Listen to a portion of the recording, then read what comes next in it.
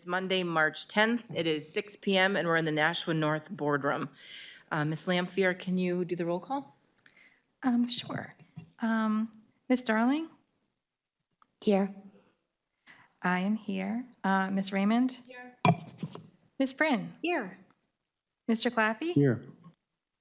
Mr. Johnson? Here. Ms. Daniels-Williams? Here. Ms. Giglio? Here. And Ms. Bishop? Here. All right. We also have Dr. Andrade and Mr. Posca. And we also have Dr. Scarpetti. And I'm sorry, Mr. Alexander. And we have a lot of Mr. Alexander's team here too, so I'm going to give it over to you to introduce everybody. Sure. Down next to Dr. Andre, we have Tom Beer, Assistant Director. We have coordinators Lennox Banning and Deb McGinty. Coming up, we have Steve Bennett, our counsel. And in the audience who will join us, we also have Caitlin Byrne, our preschool coordinator, Alice Whalen, our middle school coordinator, Greg Warren, principal of Franklin Street School, Chris McCallum, our coordinator at Brentwood, Ann Price, our chief school psychologist, and Carrie Curtis, our out-of-district coordinator. Welcome, everybody. We want to thank you guys for joining us tonight. I really appreciate you guys putting together this presentation for us. We're really hoping to get a better understanding of what kind of services we deliver in the district, how we come to the decision of who gets what services, and just answer questions, whatever we have. We find that we're in these meetings and we have such nuanced questions. It's quite evident that we don't live in this system and you guys do. So we're very excited that you guys are here to make us as informed as you are in just a couple of hours. We certainly do our best, for sure. Thank you. Okay. So with that being said, we'll hand it over to you, Mr. Alexander, and the team to go through the presentation. Excellent. Thank you so much. And so just as a caveat, would you welcome questions on the slide or questions to the end? It's up to you guys. I mean, I would rather us wait till the end because I scrolled through the presentation and I had questions and then found that answers were right after. Sure. So if everybody could take notes, I know we've all reviewed the slides, so you should probably have an understanding of what's about to come.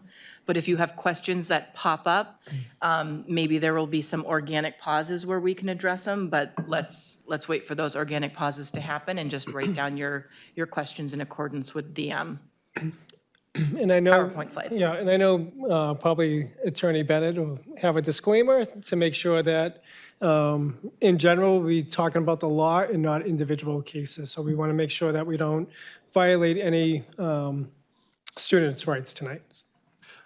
and also we have some talking points and some questions that did come in that I have separately that, I can just kind of go over at the end, or again, organically how they come up as well, Yeah. so.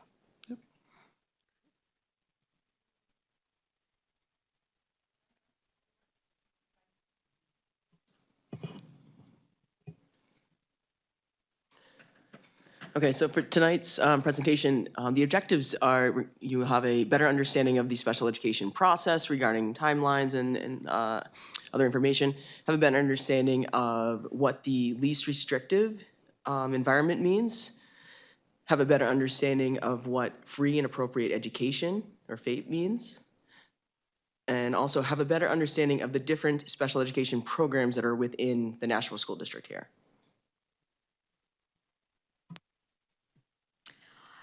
And so we just wanted to kind of give an overview of what exactly, or what is special education. So as you know, it's governed under the Individuals with Disability Act, IDA. And what that does is it grants students the right to have a free and appropriate education.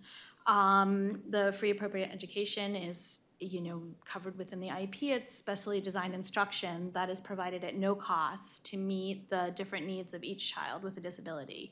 And that can include things like adapting content, what students taught, delivery of instruction, et cetera, and to meet all the needs of each individualized student.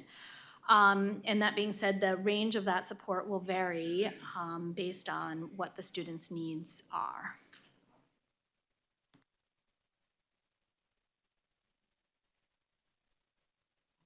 All right, so the next slide we have here talks about the disability categories. That if you look at the bottom, you'll see our total number of students with IEPs, pre-K through super seniors is right now 2,201. The names of these categories are defined in state and federal law, and some of these may look like medical names to you, but I want to point out these are the educational disabilities as they're defined in law. And when you look at the number, a couple of things to draw your attention to: acquired brain injury and traumatic brain injury are an overlapping category with a name change, so pretty much the same category. I would point to just give you a moment to look at the overall numbers. So this, I should say, these are primary disabilities. So there are some students have a secondary or even a tertiary disability category. These counts are done just by primary disability. I would say the overall distribution is a natural distribution. If you looked at the state of New Hampshire or you looked at us as a country nationally, you would see pretty similar proportions. You'll notice specific learning disability is the largest category.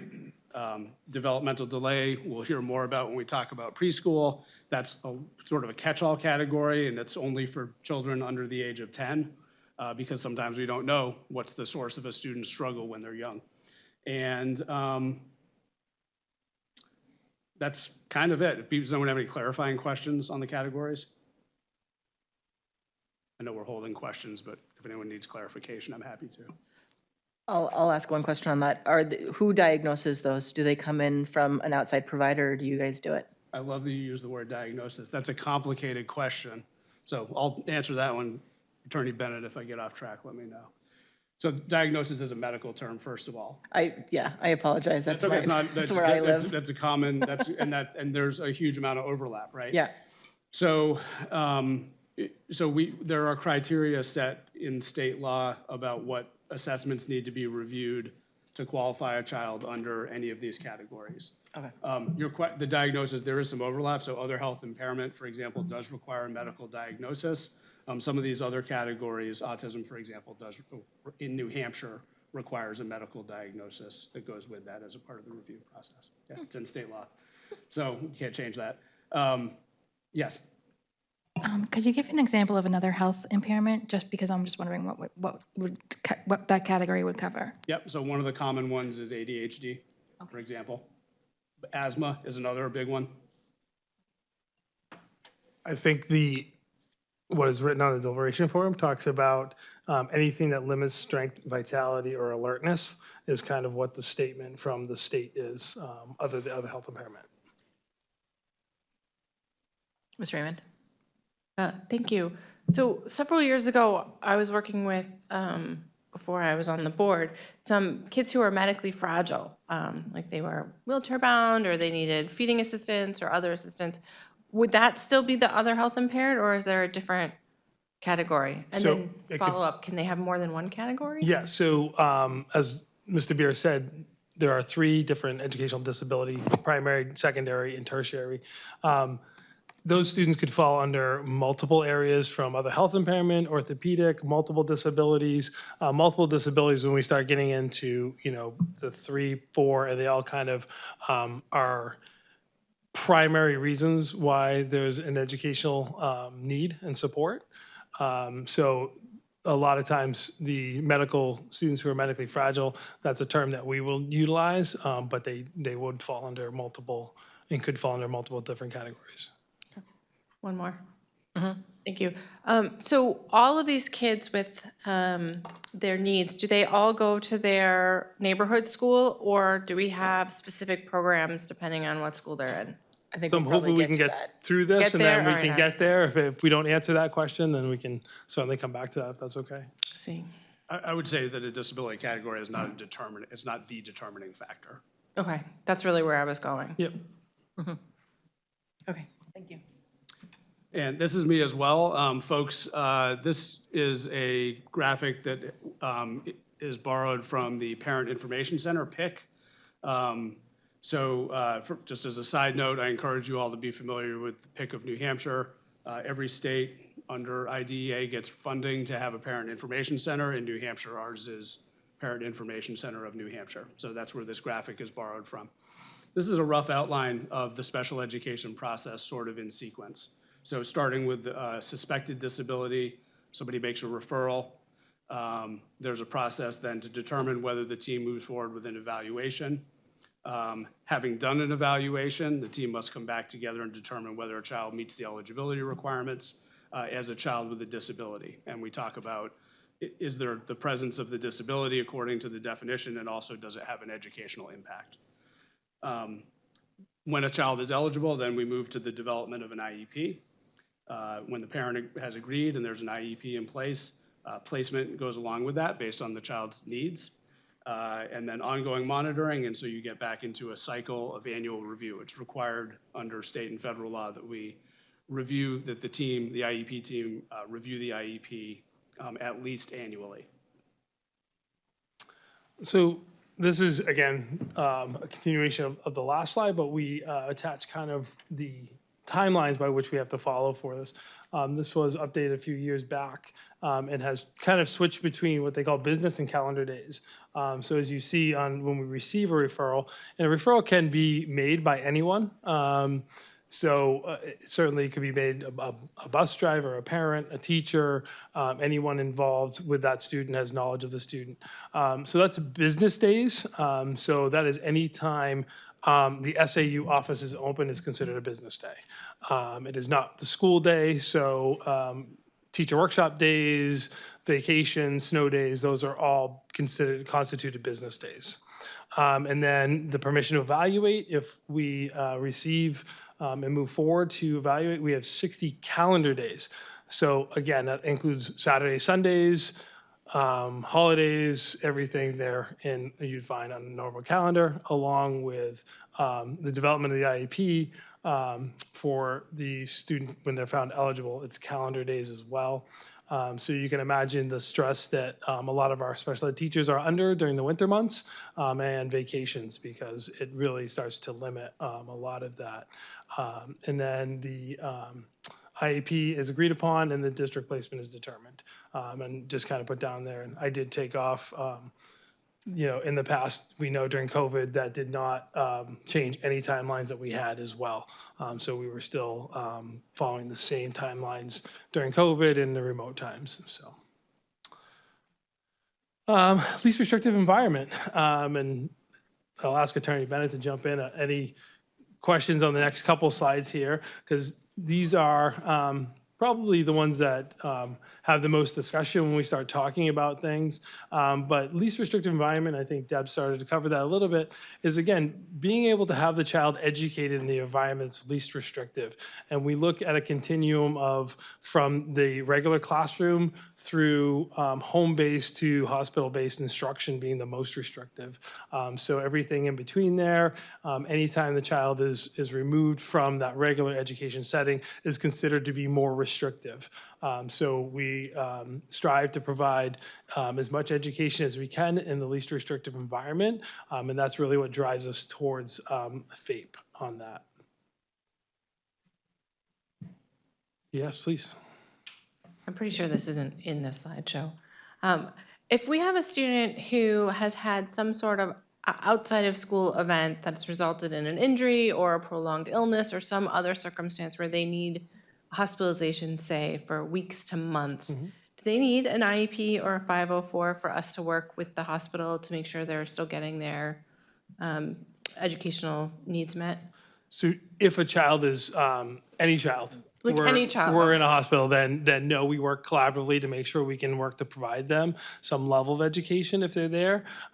When you start getting to IEPs, we have that layer of the specialized instruction to provide related services, those pieces. That's usually when we try to make a meeting with the family to determine what is the extent of the hospitalization and need, because if a surgery has occurred for an injury, is OT or PT appropriate at that time, given healing and what the surgery may require? And then if a student is returning and they may need a 504 for some accommodations, elevator use, something of that nature to try to do that, that might be kind of an acute 504 or medical plan we may develop for them to better access the school. Thanks. FAPE, free and appropriate public education. So this kind of outlines and describes free and appropriate. Obviously, free is at no financial cost to the parents or family. Appropriate, the education must be suited to the student's specific needs, offering services to support them and able to make progress. This often involves an IEP plan, IEP. Public, the education must take place in a public school setting, although private schools or other facilities may be involved under certain circumstances. And then education, the services that must be included in special education and related services, such as speech therapy, counseling, or occupational therapy to address the student's needs. FAPE is probably one of the more challenging because appropriate is a word that is hard to really nail down and describe. Is there any questions? I could just point out, we're focused here on the IDEA, the federal law. Just to make it clear, this is governed by state law also. There's chapter RSA 186C. And 186C says that we're required to provide equal opportunities for all children's education. And it also goes on to state that a free, appropriate public education in the least restrictive environment is also required. A lot of, when there's litigation in these matters, it's done at the state level. It doesn't go to the federal court or for the federal law until there's an appeal of what we call due process hearing. And then it would go to the federal courts. But right now, it's also governed by state law as well as state regulations. So it's not just federal law that we have to comply with. You can keep going. You know I have questions, right? I know. So what is the difference between an IEP and a 504 plan? So 504 encompasses accommodations, where an IEP is, and it's that they don't need specialized instruction, that it's under the Americans with Disability Act, and IEP is under the IDEA, and students require specialized instruction and an IEP to meet their needs educationally. Is there a difference in how those are requested or processed, or like the steps that a parent would go through if they had a concern for their child? So 504 really has adopted the IEP process in the most recent years. So those steps are followed now, and kind of the timelines are utilized for 504. In our district, it is handled because they're separate pieces, and that when we receive IDEA funds, we're not able to use them for 504. So they have to be kind of kept separate in that regard. And mostly in our district, those are run through our guidance departments, and I think supervised and supported by our assistant principals in most buildings. High school does have a 504 coordinator. So they're handled separately, but they look a little bit different because one is accommodations that the student can access, and the other is a direct services as far as specialized instruction, because students on a 504 can receive related services such as speech and OT if it's deemed that it's educationally necessary. Okay, last one. I have a follow-up one. So on so we have the RSA 186C that covers IEPs and making sure that we're doing that. Are 504 plans also a state thing? Because I know there's like 19 states suing to not have to do them anymore. So, not New Hampshire. No, I was going to point out the big differences between 504 and IEP is really that the 504 is a discrimination-based prohibition. You can't discriminate against someone with a disability. While on the other hand, the IDEA is an entitlement program. Okay.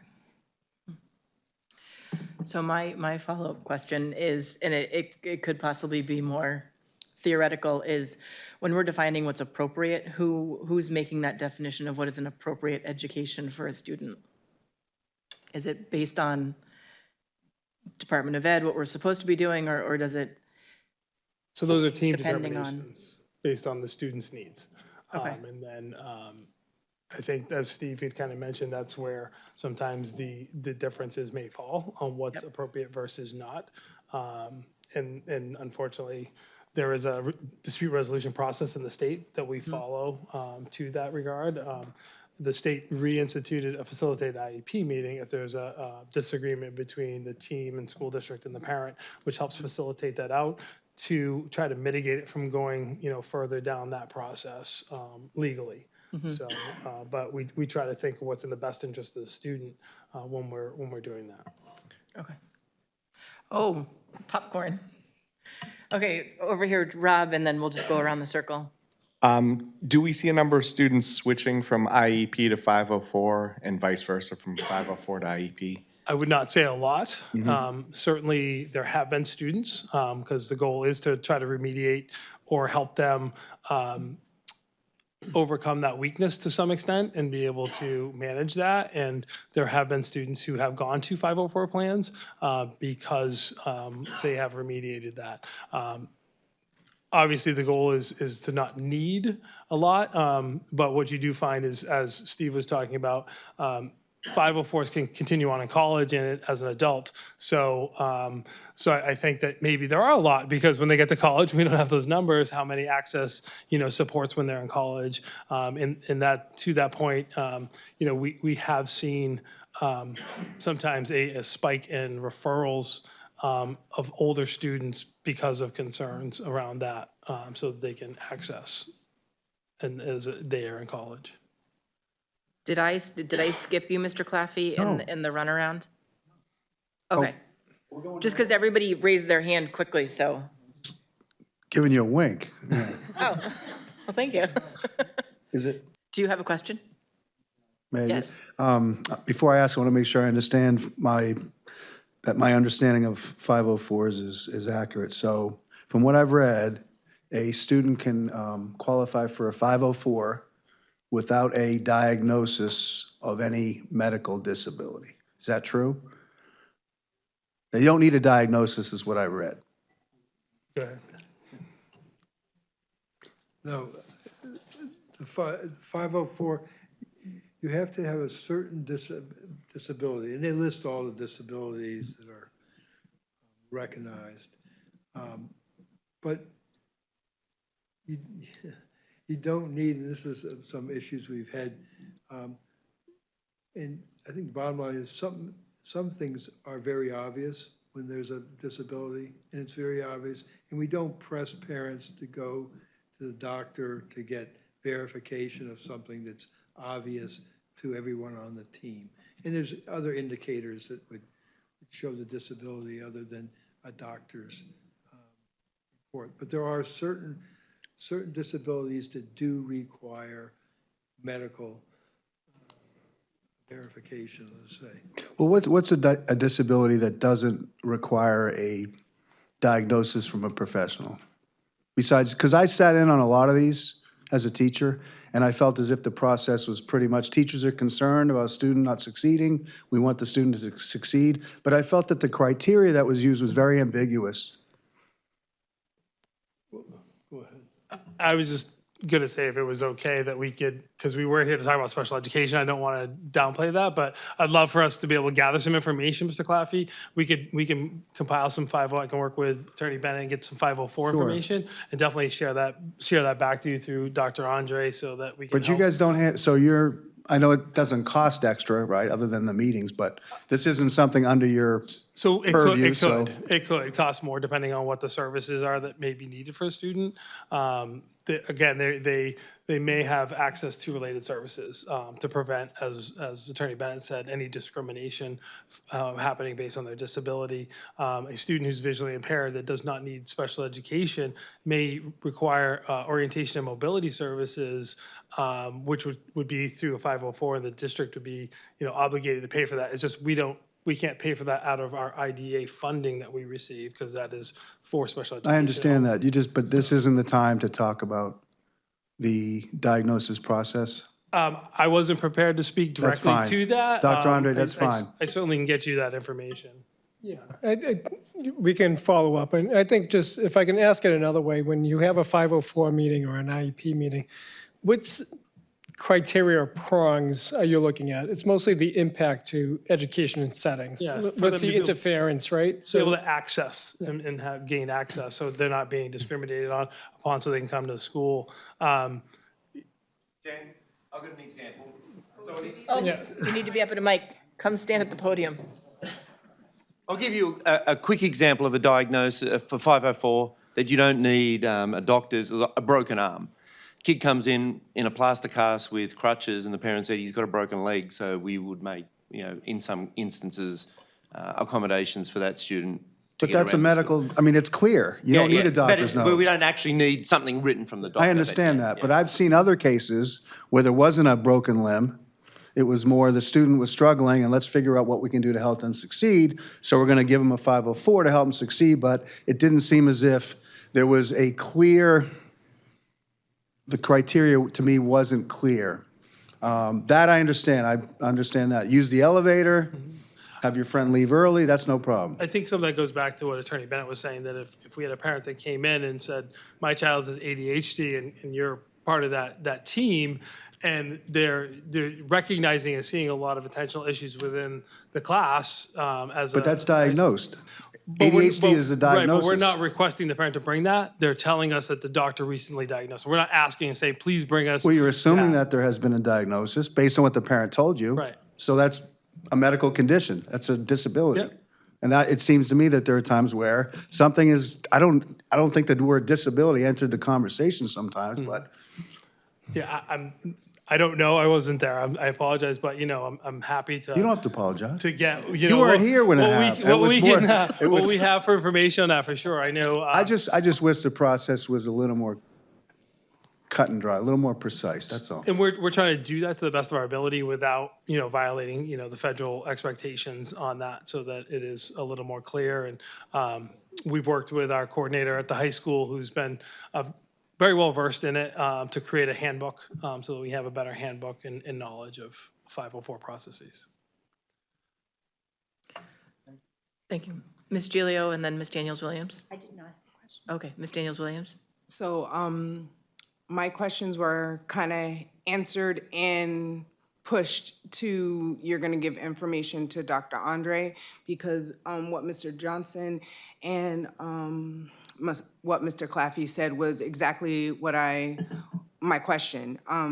What it was based on is the 503 and the IEP are handled the same, is one of the things that you had said. So if they're separate, they come out of different fundings, you did say that, but they are handled the same, and sometimes they're moved from one to the other. So I would like to see if we could unpack that, not only for the board, but for the community. So the processes is, I think, what I stated. So 504 is following the same processes of special education. That's been adopted by districts, not just Nashua, but districts have followed kind of that process, because a parent might come in and say, I want a 504 for my child, and there was no real process to follow, meetings and that type of thing. So 504 naturally adopted, because special ed already had that timeline and process. So that's been adopted by multiple districts across the state.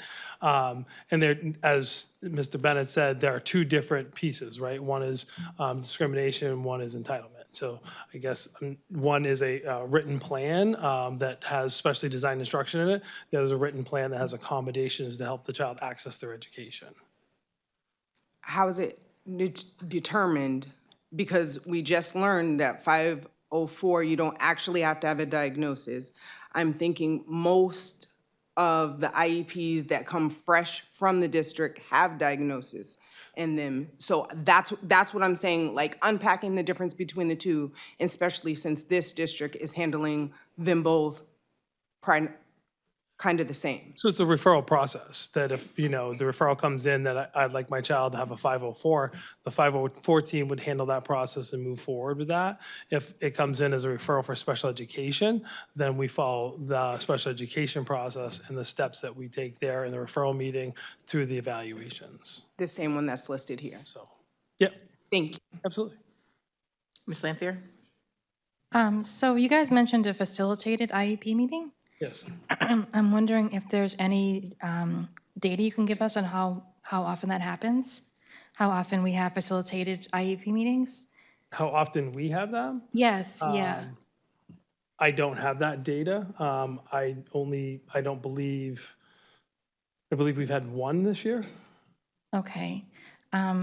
Which brings me to my next question that I'm pretty sure you won't be able to answer. But is there any public data on how many lawsuits how many times that we have gone on to the next step beyond the facilitated IEP meeting, where it's gone to, the next level, whether that's court, state court, or what? Do we have any idea what those numbers are for our district? I don't know. Well, it's a step now. So, but go ahead, Steve. Right. I mean, I haven't been a part of a facilitated IEP meeting that I can remember. And they're relatively new, I think.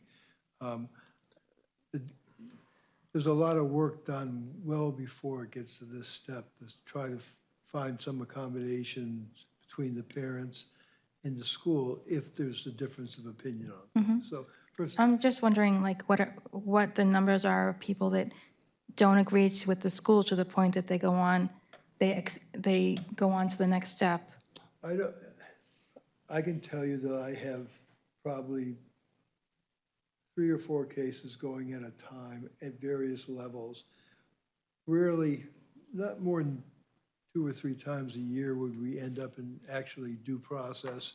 Okay. A lot of times it'll be cut off at mediation, where we'll reach an agreement through the mediation process with the State Department of Education. Okay. So we can do that. Most everything is worked out in the team meeting, though. Okay. If you think of 2,000 plus identified students, and I'm handling 3 or 4 or 5 disputes, not that they get to me, they don't get to my level until generally there's an attorney brought in the other side, or there's a request for a change in placement, something like that. Then I may be brought in just to discuss on the side. I'm not part of the process until there's an attorney on the other side. Gives me someone to talk to when I'm sitting in a meeting. And the facilitated that I understand. Right. And a facilitated IEP is a non-legally binding piece Oh, yeah, with I a know. trained facilitator from the state Yeah. to help try to work through. And they ask that you keep it to like 3 agenda items to talk about Okay. and points. So about 3 or 4 cases at a time is what you're saying? 3 or 4 that have risen to my level. There is always there's difference of opinion on a lot of cases, With but the they get work, the teams work it out, from eligibility to, IEP content Okay. to placement. There's all different areas where you can run across a difference of opinion. All right, thank you. And I just want to jump on that is, I think one of the reasons that we wanted to have this meeting was to understand what the process was, so that when we're hearing concerns from parents about their kids' IEPs, we can understand your process, your definitions that you're using, so that we can better understand and speak on the district's behalf, but also have an educated conversation with the parent who knows way more than we do about their child. So I think when you're asking these questions, it's more to understand how we can understand the chasm between parent and school district. Well, I was asking because I feel like if there's a lot of cases that rise to mediation and due process, that might be a sign that there's something that needs to be addressed within the school system. So I'm not sure if, 3 or 4 at a time is good or bad, but now at least I know the number, so thank you. So can I ask a question before we get further, just to further kind of clarification? So decisions that are being made, can a referral be made, whether for a 504 IEP, made to a team, and the process doesn't go forward, right? Based on data, right? Difference of opinion, someone makes a referral saying, little Mario needs an IEP, needs a 504, I think they need more help. Yep. And so, which might lead to a disagreement, right? Where I'm saying, my kid needs help, in a team, what data would you look at? Because I think often that might happen on the level of services or the data that you're looking at, which might come into a disagreement. Yeah, so we want to look at multiple points of data if we can, which, is everything from a student's grades. Elementary, we're going to be looking at the DIBELS, work samples, any other, SAS testing that might take place at the middle school and high schools. We got iReady. So we want to bring all those data points together and make sure we're looking at them all, and then really break down what is it and what are the things that people are seeing. Was it a tough day that day on the SAS testing, and the DIBELS is great and the SAS is way off? Like, we don't know, so we really try to analyze that data from all perspectives, from the parent to the teachers, and then try to make as informed a decision that we can to move forward, keeping in mind that, our kiddos that are younger, there's more of a challenge. And I know Tom talked a little bit more about the developmental delay, and we don't want to take too much of Caitlin's presentation, her slide later, but that developmental delay really means, is there something developmentally with the child that they may kind of grow out of between now and age 10, or is there a disability that lies underneath? We're really looking for the disability that has that impact on their education. So we try to look at as many points of data as we can when we come into a meeting. Mr. Curtis, want to add something?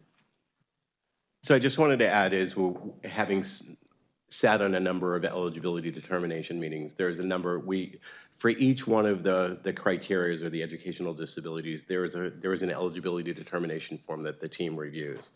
At the end of the question, especially as it relates for special ed, the question reads, does the student have a suspected educational disability, and then requires specialized instruction? So there could be a student that has a disability that's impacting them educationally, but does not rise to the level requiring specialized instruction, which would keep it within the special ed realm, which at that point may result in a referral over to the 504 team. Thank you. I just want to point out that we're like 4 slides into 20. And so please keep asking your questions, just be aware that we're nowhere near the end of this. Ms. Raymond? Thank you. Two things. One, can people introduce themselves so that it gets on the recording who's talking for the person doing the transcript? Sorry. And then also, I forgot your name already.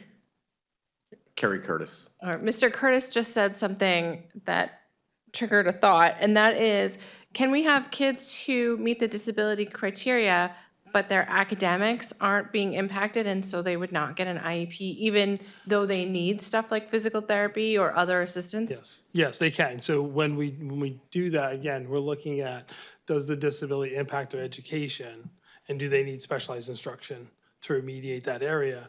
504s, students can also have related services like PT. So if, for whatever reason, that were the suspected area that we were looking at under like orthopedic disability, for example, does that orthopedic impairment impair their ability to be educated, and there's remediation required, something a special educator would do, or just related services? Where's the line between the school's responsibility to provide some of those services and the parent's responsibility to do it through like their health insurance if it's not impacting their academic performance? So it's impact on education. That's the their line. ability to learn. And and I don't want to speak as a PT or an OT or a speech pathologist. They have a much clearer way of kind of talking about that and what it looks like for school-based occupational therapy versus in school-based physical therapy and school-based speech therapy than it would be from kind of a clinic-based requirement. So it's a distinction that we, have our professionals very schooled in, talk to their profession about. Interesting. Okay, thanks. Thank you. Continue on. Mr. Curtis? Kerry Curtis. So we've talked a lot about the IEP, the individualized education program. This really is at the heart of what special education is. It's the what, where, and how of the student's educational program. And I do want to point out that it is meant to be individualized to the student's unique needs.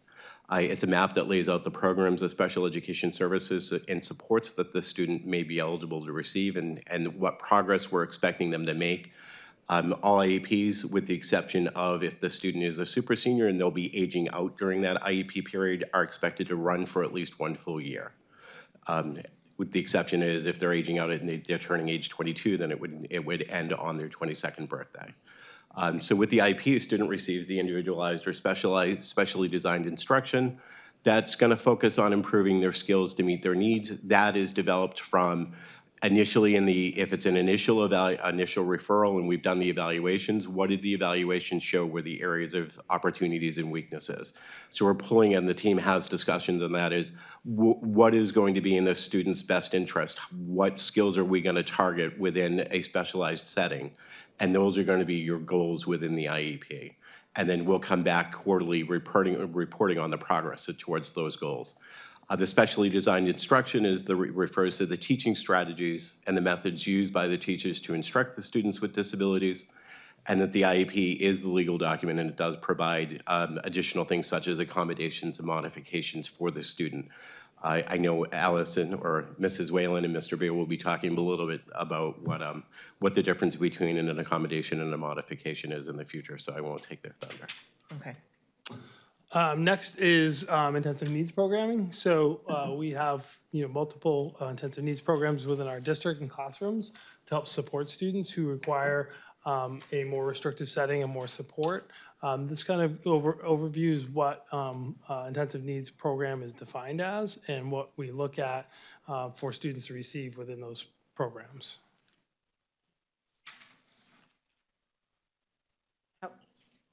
Yep. So during the IEP process with the team is when this decision would be made if a student needs to be in an intensive needs program? So yes, we have to agree on the IEP first, and then we look at where can the IEP be implemented in the least restrictive environment, and then the determination if the child would require more than what would be offered just in the general classroom. And I have probably an incredibly dumb question, but could you explain to us who the team is? Sure. Well, from a legally constituted team, I don't know the smallest part, but so parent, teacher, and I think the law says is a teacher other than the special educator who is familiar with the child's educational education. So in the elementary school, as you can imagine, it's usually a classroom teacher. At the middle school, a lot of times it's either a representative or representatives from the student's team. And then at the high school, it could be dependent upon everything from referral. It might be multiple teachers, depending on where the child's weakness might be in the area of weakness, to all 4 potential teachers. So it varies there with those teachers. Special educator, an LEA. Again, a referral meeting, we would have the appropriate people there that would be able to make determinations for evaluations in the particular areas, like a school psychologist, speech and language pathologist. Sometimes we have OT there, but because OT is not a standalone identification and only related service, they don't always come to the referral meeting. And then a guidance counselor, school nurse, I think, is on there. A lot of times these are not required people, so who else could be a legally constituted team? So student, if appropriate, depending on the age. So. Did you mention parent? Yes. I wasn't Yes, sure. that was Okay, number good. one. Good, all right. That was number one. I Just would wanted to say make parents sure. first, All right. Or guardian. I actually Parent or have, guardian, right? I actually have a question though too. The intensive need program, are they all self-contained? So under our state approval, they're self-contained, which means that if a student needs to be there up to 60% of their day, they could be. But that is never the goal. We always want the student in the least restrictive environment as much as they're able to manage. Are kids put into the intensive needs program in low elementary school grades, or like what age around typically? So can I just rephrase your question? Oh, yeah, sure, of course. Students are placed, not put. We never put a child in the program. We always place them, and it's a team determination. Oh, yeah. So yeah, we have students kindergarten through high school. Okay, so what if there's only like one child in, what if there's only one child of this age that has that disability that's in the, I mean, well, I'm like I'm thinking about my son who had intensive needs, knew he had intensive needs as soon as he started school.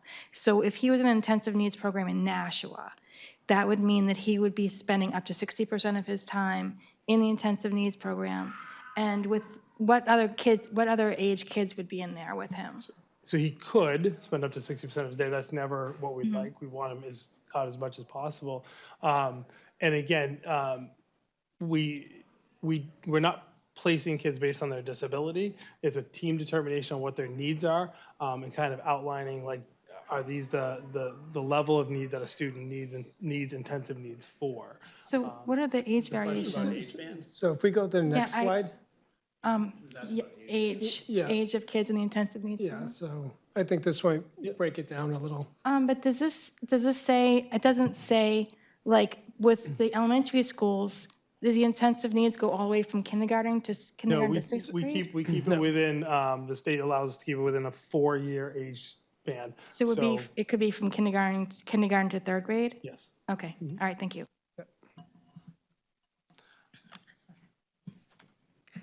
Can I? Oops. Oh, sorry. That's okay. Can I go back a question to the IEP team meetings? Sure. And who's at the table? What rights do parents have to determine who can come with them? Like, is it only the parent, or can they bring grandma, or can they bring an outside service provider who's been working? The parents can bring anyone. The only person that they do have to notify us to bring in advance if they have legal counsel, because we have the right to bring legal counsel as well. We are not as a school district, LEA, able to invite anyone and put them on the invitation without the parents giving us direct permission, a release of information, and we have an additional form for outside agencies' permission to invite as well.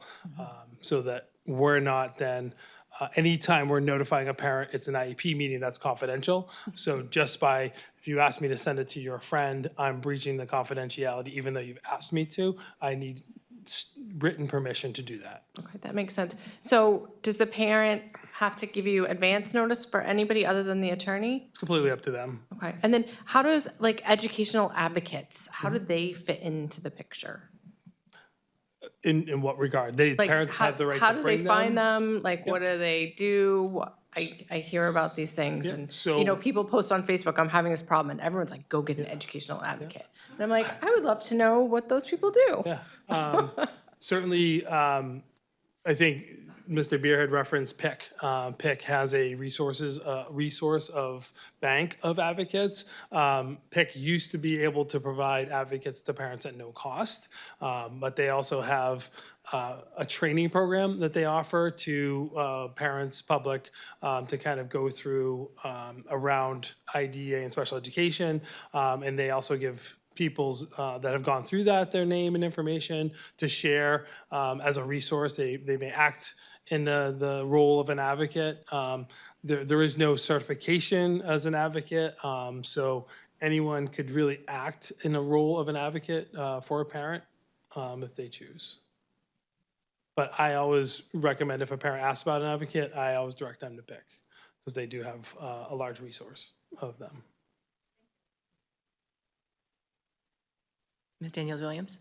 So I was wondering, how many, do we have any data on if they go in kindergarten to third grade, were they released to mainstream education? Like what are the data and the numbers on how we're processing them through these things if needed?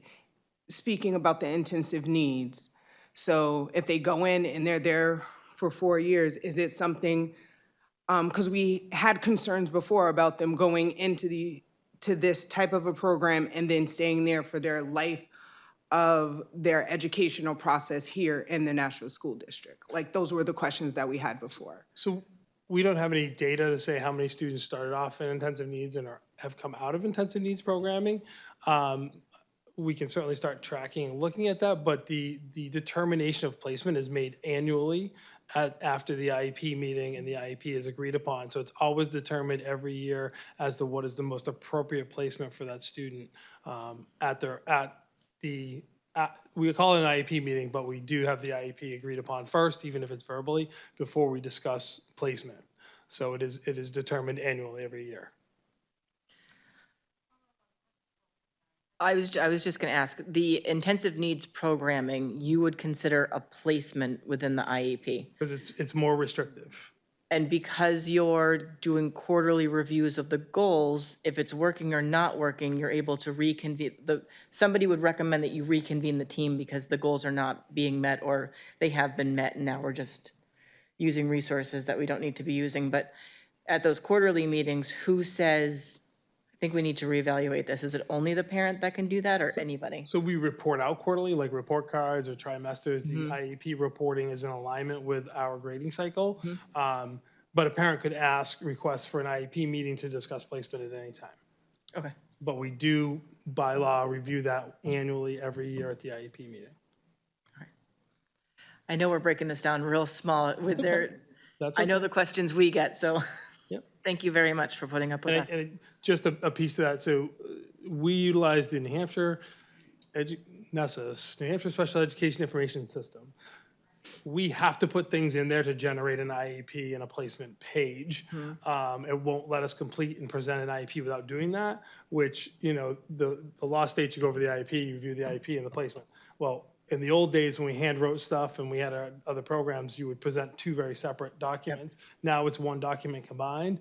So, if you have a parent saying they showed up with an IEP and had this for placement, it's because we had to put something in there in order for the system to be, happy in a way for us to generate that IEP.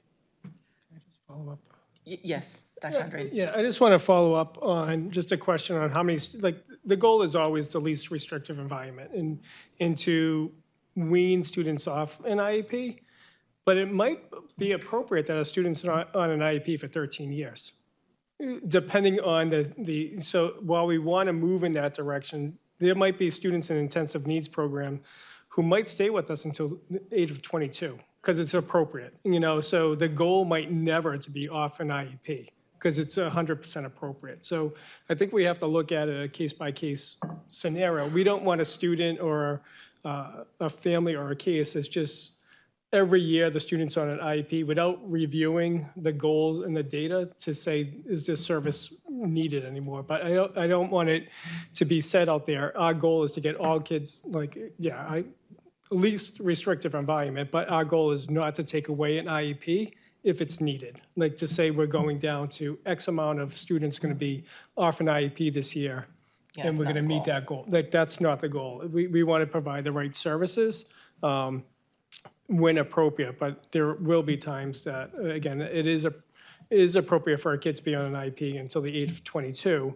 and that's perfectly fine. But when there are times to take away, or what the data is telling us that the IEP is no longer needed, then to have that conversation to say, we're exiting from an IEP. And there are students every year, especially more secondary level, middle school and high school, we see more students exiting from IEPs than at the elementary level. And the ability to have some of our programs in district, we've had other districts in the state, smaller districts that don't have the ability to create programs like this. We've had students move that were receiving intensive needs supports within our district have to go to an out-of-district placement because the district doesn't have programming like that for them. So they're not even able to be part of their their district school or area because of that. So I think it is something that, we're able to provide in Nashua, which is, I think, a very positive thing, giving the students the opportunity, because then they're able to move, hopefully, into a less restrictive environment and have access to non-disabled peers. When they're in an out-of-district placement, they don't have that opportunity. And that was literally the reason behind my question. I wanted to see how much we were doing since we've built these programs from kindergarten, starting at Franklin Street preschool and moving up to now, hopefully, the McCarthy and everything that we planned for that. So my thing was, how are we gauging, since there's no data, how well we're doing? Like, if you start preschool or kindergarten to the 3rd grade, maybe there's some interventions, some learning disabilities, some skills that could possibly be presented and assessed with our teaching staff, right? So how do we get them from, and is it a possibility that we're getting them 60% of the day and then we're moving them down to 40%, 30%? That's what I wanted to know. What do the numbers look like for that? Because these are very restrictive environments, set alone from kindergarten, preschool, kindergarten to 3rd grade for 4-year periods, as we said. How do we know that what we're doing? Because I've been over there and it's awesome. You know what I'm saying? Was there for Franklin Street to open up. I'm very proud of what the district is doing. I'm just saying, what's the data? How do we know that they're doing well? How do we know that they're progressing? How do we know that we're changing the diagnosis codes? Because, okay, maybe they started out with having to have speech. By 3rd grade, maybe they're having a least restrictive amount of speech, but they have a different something, whether it's the primary, the secondary, or the tertiary diagnosis. Like, that's what I thought that these numbers would be. So in my time, they've never been tracked. I think that that's a good point that you pointed out to us, that we can go back and start analyzing to see what that looks like. I think we can do a better job at seeing what that data is and see how we can collect that data and have a better understanding. Because as Dr. Andre said, there are students who may go all the way through to age 22 and receive adult support. To me, that is not, that we didn't do anything to prevent that. That's the child's need. So I think we need to conceptualize that a little bit better on what we're measuring in order to be able to provide data and have information on what that looks like.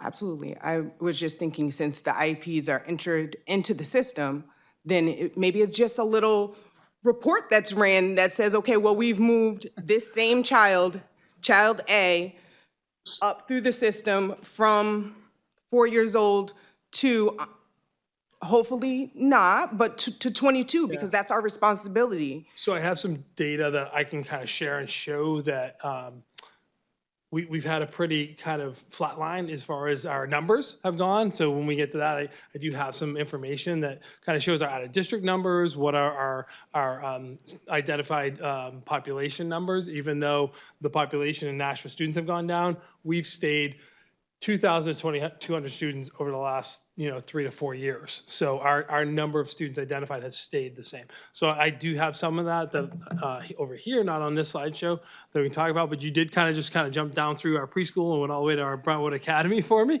So we kind of went through this slide there. Before you move from that slide, can you explain what the difference is between the project achievement, behavioral programming, and intensive needs? Because I have no idea. So we went over All right. intensive needs. I'm sorry, I should have reordered those slides. Project achievement definition is later in the slideshow if we can get to that. And then if we don't have the better comparison, we can certainly go back to that, okay? Great. I think accommodations and modifications. Hi, Alice Moylan. So there is some differences between accommodations versus modifications. An accommodation does not change what the students are expected to learn, but rather how the students learns the same curriculum as a student without a disability. An example of that would be if the kids are all reading a book or a novel, and a student has to have that book read to him, or they need to listen to it on tape. They're still accessing the same book as everyone else. Whereas a modification does have a change in what the students are expected to learn. The curriculum is adjusted, or the achievement standard is lowered so that that student can access that curriculum. An example of that would be they would have maybe different assignments, different classwork, or grades would be modified. So Mr. Curtis is going to go over these two graphs. He created them for us. So as I think, Ms. Daniels, you said, someone said, oh, can't we just run that through Nashua's? We pulled information from our Nashua's, and then Mr. Curtis spent hours kind of combing through that. It's not a user-friendly database to extract information from. So you'll see these are some units.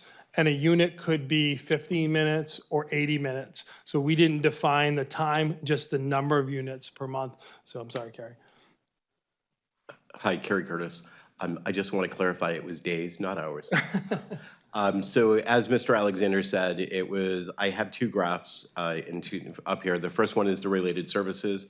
These are all the special services that a student on an IEP may be receiving. So whether it's the speech language services, OT, psychological services, and then the physical therapist as well. And then so you'll see some that are broken up as an I, which means that it's an individual service provided with the related service provider and that student in a one-on-one setting, or it could be in a group setting where there is the service provider and a number of students within that setting. So just to go over the related services for speech language services per month in a group setting, there's over 1,000 different individual settings or group settings that are happening every month within the district for all of the students on an IEP. That goes from 1018 down to 169 in the individual basis and for speech language. The next highest level, or actually the highest level category, is the OT, which is in group services at 2226, and then 216 for the individual services for OT. And then we have PT, which is the physical therapist service. That's typically always done in an individual setting, so the one-on-one, at 98 units or 98 individual sessions per month. And the psychological services, so this would be the student having specific time set aside to meet with one of the school psychologists. And we have school psychologists throughout the district at the building. So there are 166 separate sessions of those going on per month. This is really a shout out to our staff and the hard work that they do. And we just kind of want to show you how much work and time and effort that the special ed and related service people put in to servicing the students every month, and the magnitude of kind of what special education looks like in our district. So we talked about kind of the continuum. I think we've talked about this a lot, but some things when we go into looking at, the continuum of support, we have team meetings, we have file review, student and classroom observations, further evaluations or functional behavioral assessments if required, and then other data to support intervention and accommodations that have been attempted in the least restrictive environment. So there was a question that came up at some point about professional development. These are just some opportunities and things that we provide to all of our intensive needs teachers, our special ed teachers, as well as our project achievement teachers. These are things we've provided over the last few years. We are continuing to work and develop other partnerships to try to provide more training in the upcoming years. And I just point out that Dr. Green and some of Dr. Roy's work has been from the Crotchet Mountain grant that we received. But the crisis prevention intervention, that's an ongoing training program that we have multiple trainers in our district for, as well as the cohort. I think those were developed a couple of years ago, and we have those at the various levels for our special ed teachers, our intensive needs teachers that come into the district to meet with a veteran teacher. Yep. Do we have different expectations for the teachers within the specific placement programs in regards to training and what they need to be hired with a bare minimum of? Like, I wouldn't put somebody who doesn't know how to do sign language into the program that services children with hearing. Yeah. So yes, when we are advertising for positions, we want that to be as specific as possible. One of the things there was a question about what are some of the things from the previous consultation that we had a couple of years ago, and one of those is about task force. We do have a task force that we are really looking at that and examining what are our roles of teachers, special education, intensive needs, project achievement, and then making a determination. I think that we're hoping to bring forward some job descriptions to better differentiate those positions, so it is much clearer on what it is. And we do want people with past experience. We try to provide a plethora of opportunity for all of our teachers that can meet their needs. And I think that a general special ed teacher could gain as much information as an intensive needs teacher. As you know, the teacher contract allows for them to have some choice within their professional development opportunities. So we try to provide things that we know will benefit all of our teachers, as well as our intensive needs and project achievement teachers when possible. Cool, thank you. Yeah.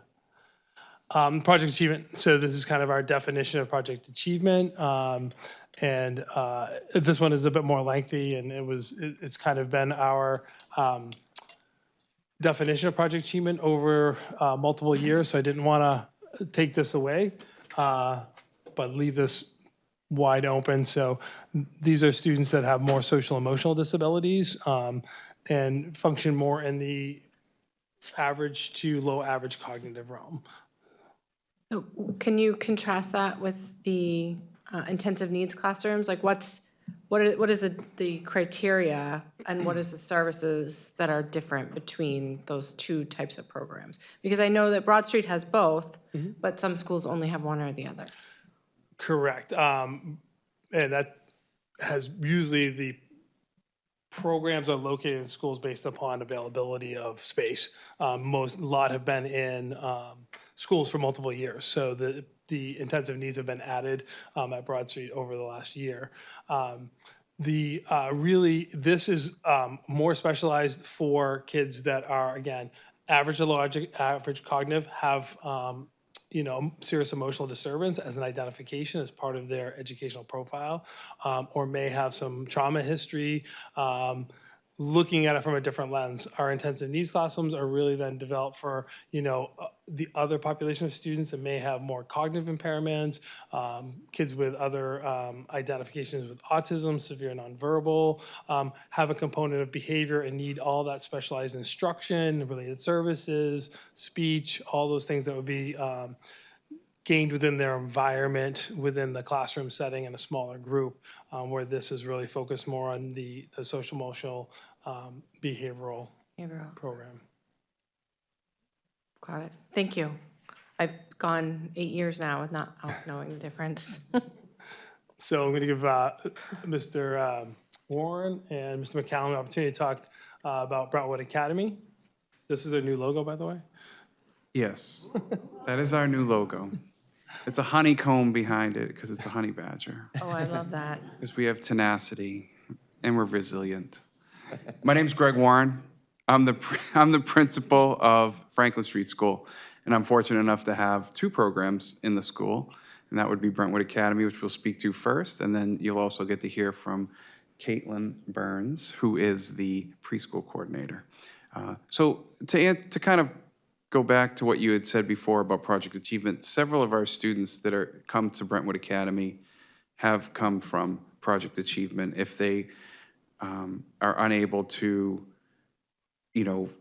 be able to access their education in the larger high school, many of them come to us at Brentwood Academy, where we run. And for those of you who don't know, Brentwood Academy is a therapeutic high school. I don't want to steal all your thunder. No, you can steal away. So, you know, currently we have 28 students in our program, which has significantly increased from where Brentwood Academy used to be. Many of our students have experienced trauma in their lives or have some type of anxiety, phobia, or which could be school phobic, just some difficulty functioning in larger environments where we're able to provide modifications to the curriculum in a smaller environment.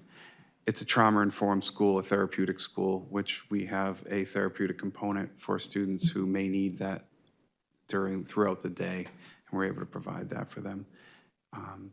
You know, we do try to focus on the entire student. Our goal, like many of the other programs, we want to get our students back enrolled in the least restrictive environment. Obviously, Brentwood Academy is its own self-contained environment, so that would be, you know, most restrictive. We do strive to get many of our students. We have several students that actually come over and take classes over here.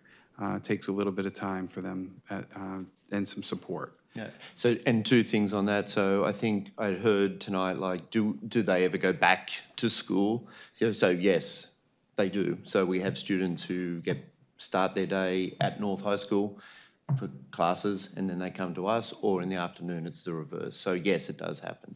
Yeah, we would love for them to be able to fully come back. Many times they at least need to have a little bit of a connection with us, just because that's their comfort level and their comfort zone. So we just try to make sure we always have their back, and we're always there for them. So sometimes we will transport them, you know, we have them transported over for a course, and then they come back, or a couple. And Brentwood also is an example of what you've been talking about tonight, as far as the team sits down and decides what's best for this student. And it may be that Brentwood is appropriate for that student because of the specialised program that we can offer our students here in Nashua. Yeah, and some of those things we're able to offer real quick. I know this isn't all about Brentwood, but we do have classes are not 80 minutes. We run 6 periods of 45 minutes, so we have shorter classes. So students that have a more difficult time sustaining through an 80-minute period may need that. I would have a hard time through an 80-minute period myself, but so we're able to provide that education straight through. And we just basically have 5 hours that they're there, and we make sure that we hit upon everything. We do have in-district students, and we do have out-of-district students. So we do have districts that pay a tuition to have students come to our school. And we have about, I would say it's about a third of our students are probably, that's about right. A third of our students are out of district. And so it's also a great opportunity for them to see other students from other districts that maybe have some similar needs that they have. So their IEP teams in their school districts have made this decision to say, we've got nothing here.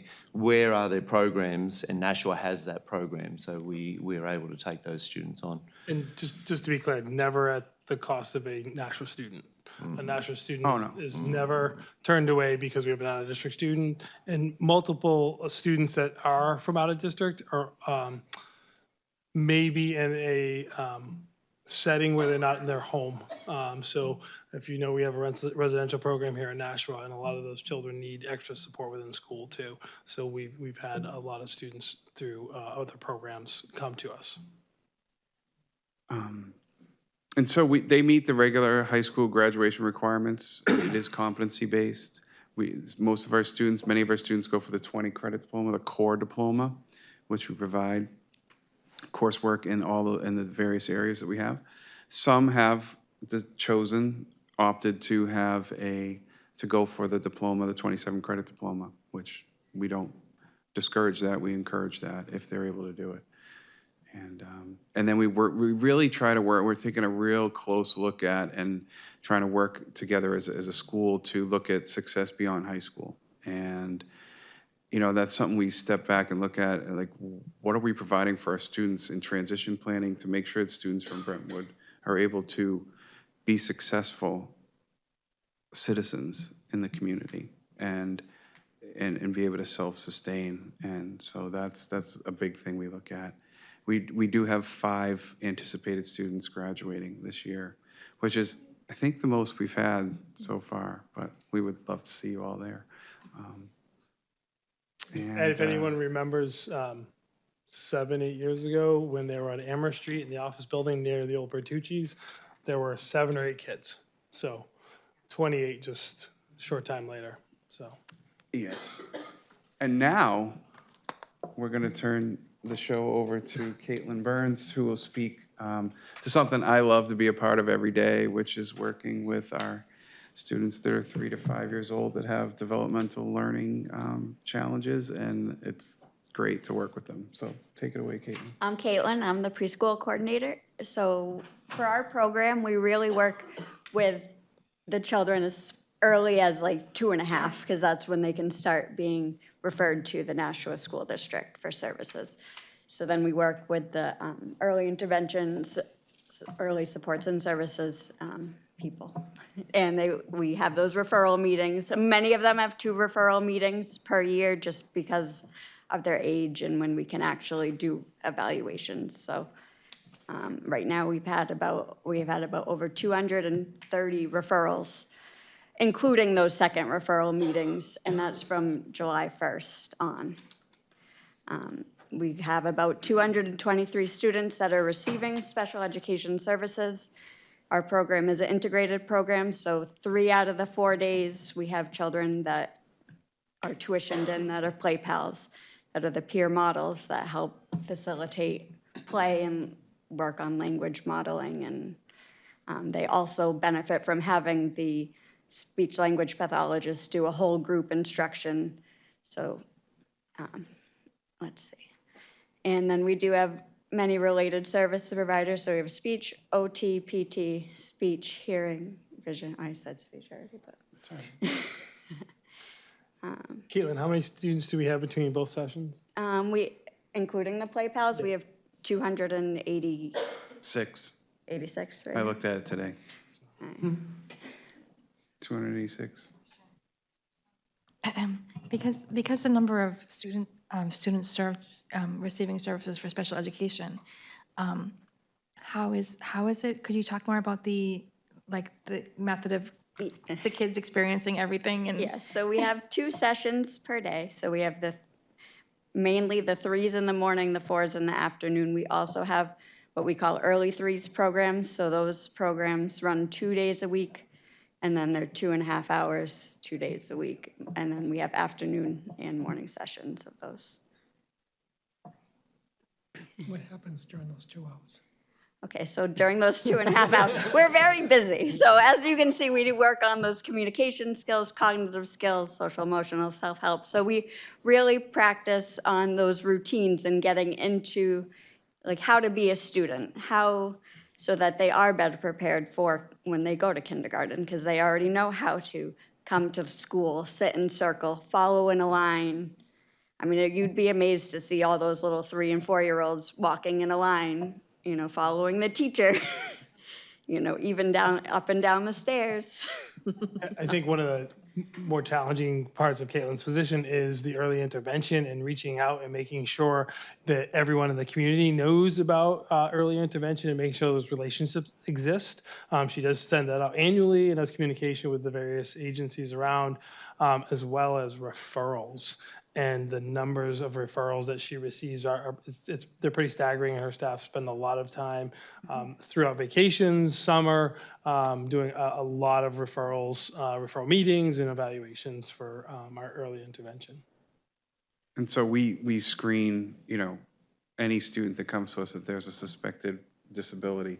You'll go through identify what those concerns are, provide screenings and tests, and then bring the parents back in and go over those. And sometimes a student needs certain services and sometimes they don't. And then that's when an IEP would be drafted and put into place. I think just also to keep in mind that, a child does not have to be in school till age 6. There is a level of voluntary admission by parents on this, and that there may be a number of students who come through the referral process, the screening process, get to the IEP, and then the parents make a choice not to engage with services at that time. So. Ms. Lanfear, then I have a question, and then Ms. Gilio. My question was, working. Last year, we lost our Title I program. I wasn't sure what changes that had caused in your program, if you'd seen any. I know that we had sent people to you hoping that they could get in. So we do have a number of students that came to us from the Title I program. Does that mean that you have, is there different, they have different needs than the other kids? We do, they're part of our Play Pal program. So our Play Pal program is typically developing students that come in as peer models. Do you have ELL services there for some of the kids? ELL services are not recognized until they're in kindergarten. We do provide support as far as, since we are a language-rich environment, so we do a lot of talking Are there all day long. So they are considered dual language learners. We have spoken with our consulting agencies that support us with ELL, as well as, Mr. Chopa's department about more enrichment we can provide. The homeschool coordinator that was part of the Broad Street Title I has moved to Franklin Street and is now housed there, so she's there also to support. That's great.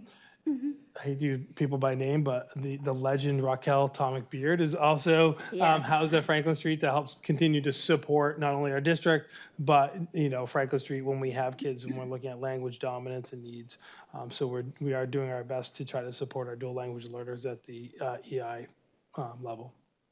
Okay, do the teachers and paras there have the tools they need? Do they have the ability to communicate with kids even if they don't speak the language? We do a lot of pictures and modeling and. Okay, thank you. And Mr. Chopa and I have talked a lot about different things, and and I'm not going to say I'm an ELL specialist. I've said I'm not a specialist in a lot of things today, OT, PT, speech, now ELL. But what they're doing is a lot of language acquisition as well. So it's naturally teaching the students language, as they're working through.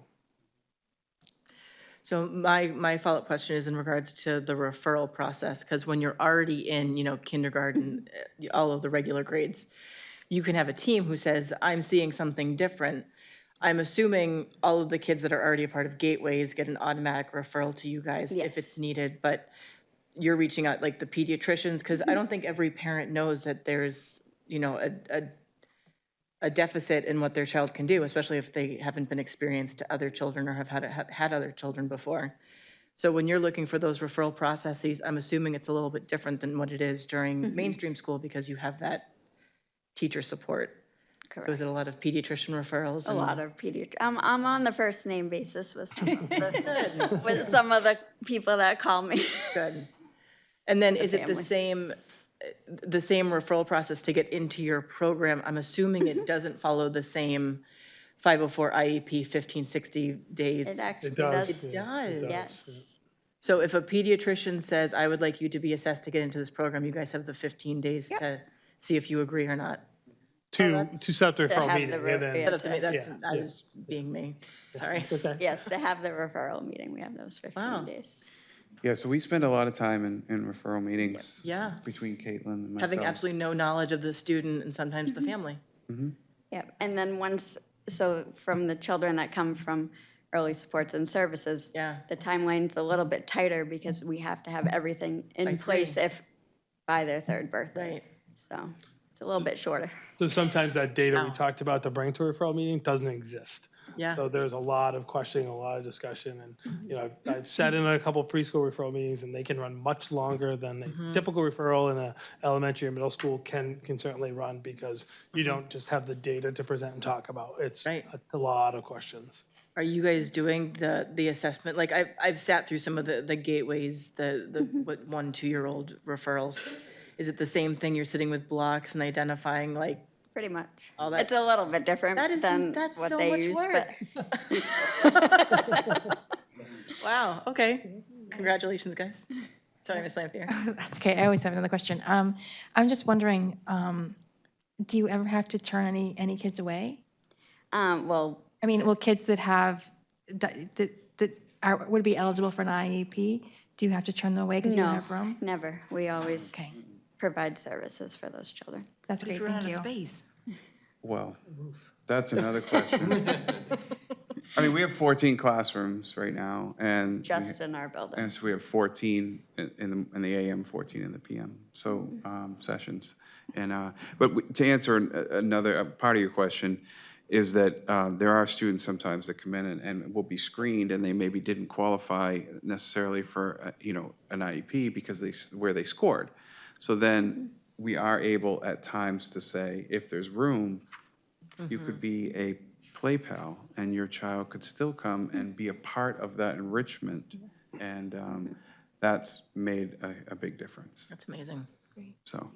Ms. Gilio?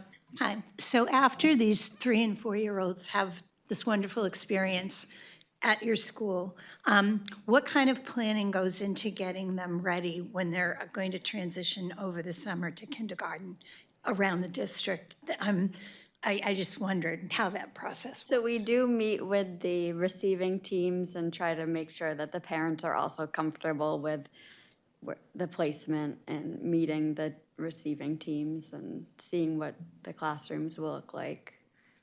Do the children often go to their neighborhood schools, or does that depend? Or It mostly they depends, do? but we do have children that go to their neighborhood schools. And one of the great things about the elementary coordinators in the past couple of years is they're able to spend a lot of time at preschool as the spring comes up and get to know the kids. So even if they're going to homeschool, if they need something more, they're able to really get to know the kids. And then we used to spend a day on kindergarten transition.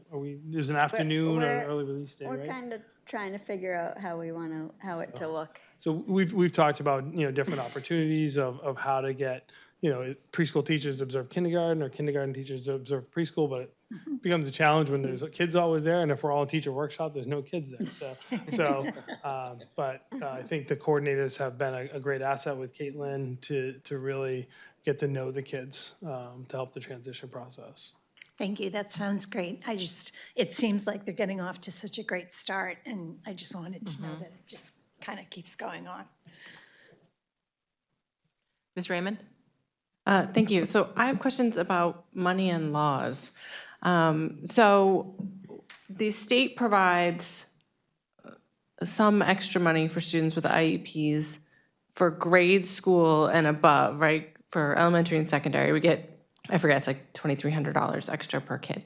Do we get anything from the state for those students who qualify for IEP services from, age 3 to age 6 when they have to go to school? And are there any laws governing who is in charge of providing those services? I'm not sure the second part of your question. Can you Like, are there any, clarify that? like, is that covered under RSA 186C, or is it just something that we're doing because it's the right thing to do as Nashua taxpayers? So we're required to have early intervention programming. Okay. Right?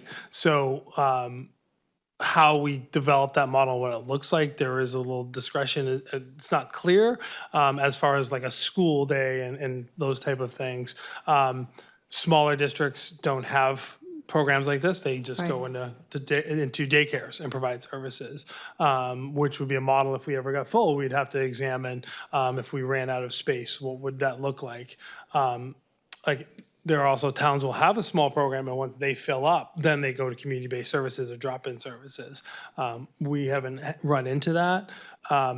As far as funding, the students are tracked. I know there is some special ed funding that comes in. I'm not sure if it's a different amount, but all of our students are in X2, student management reported to the state, as well as in the National Special Education System, and tracked by the state through that as well.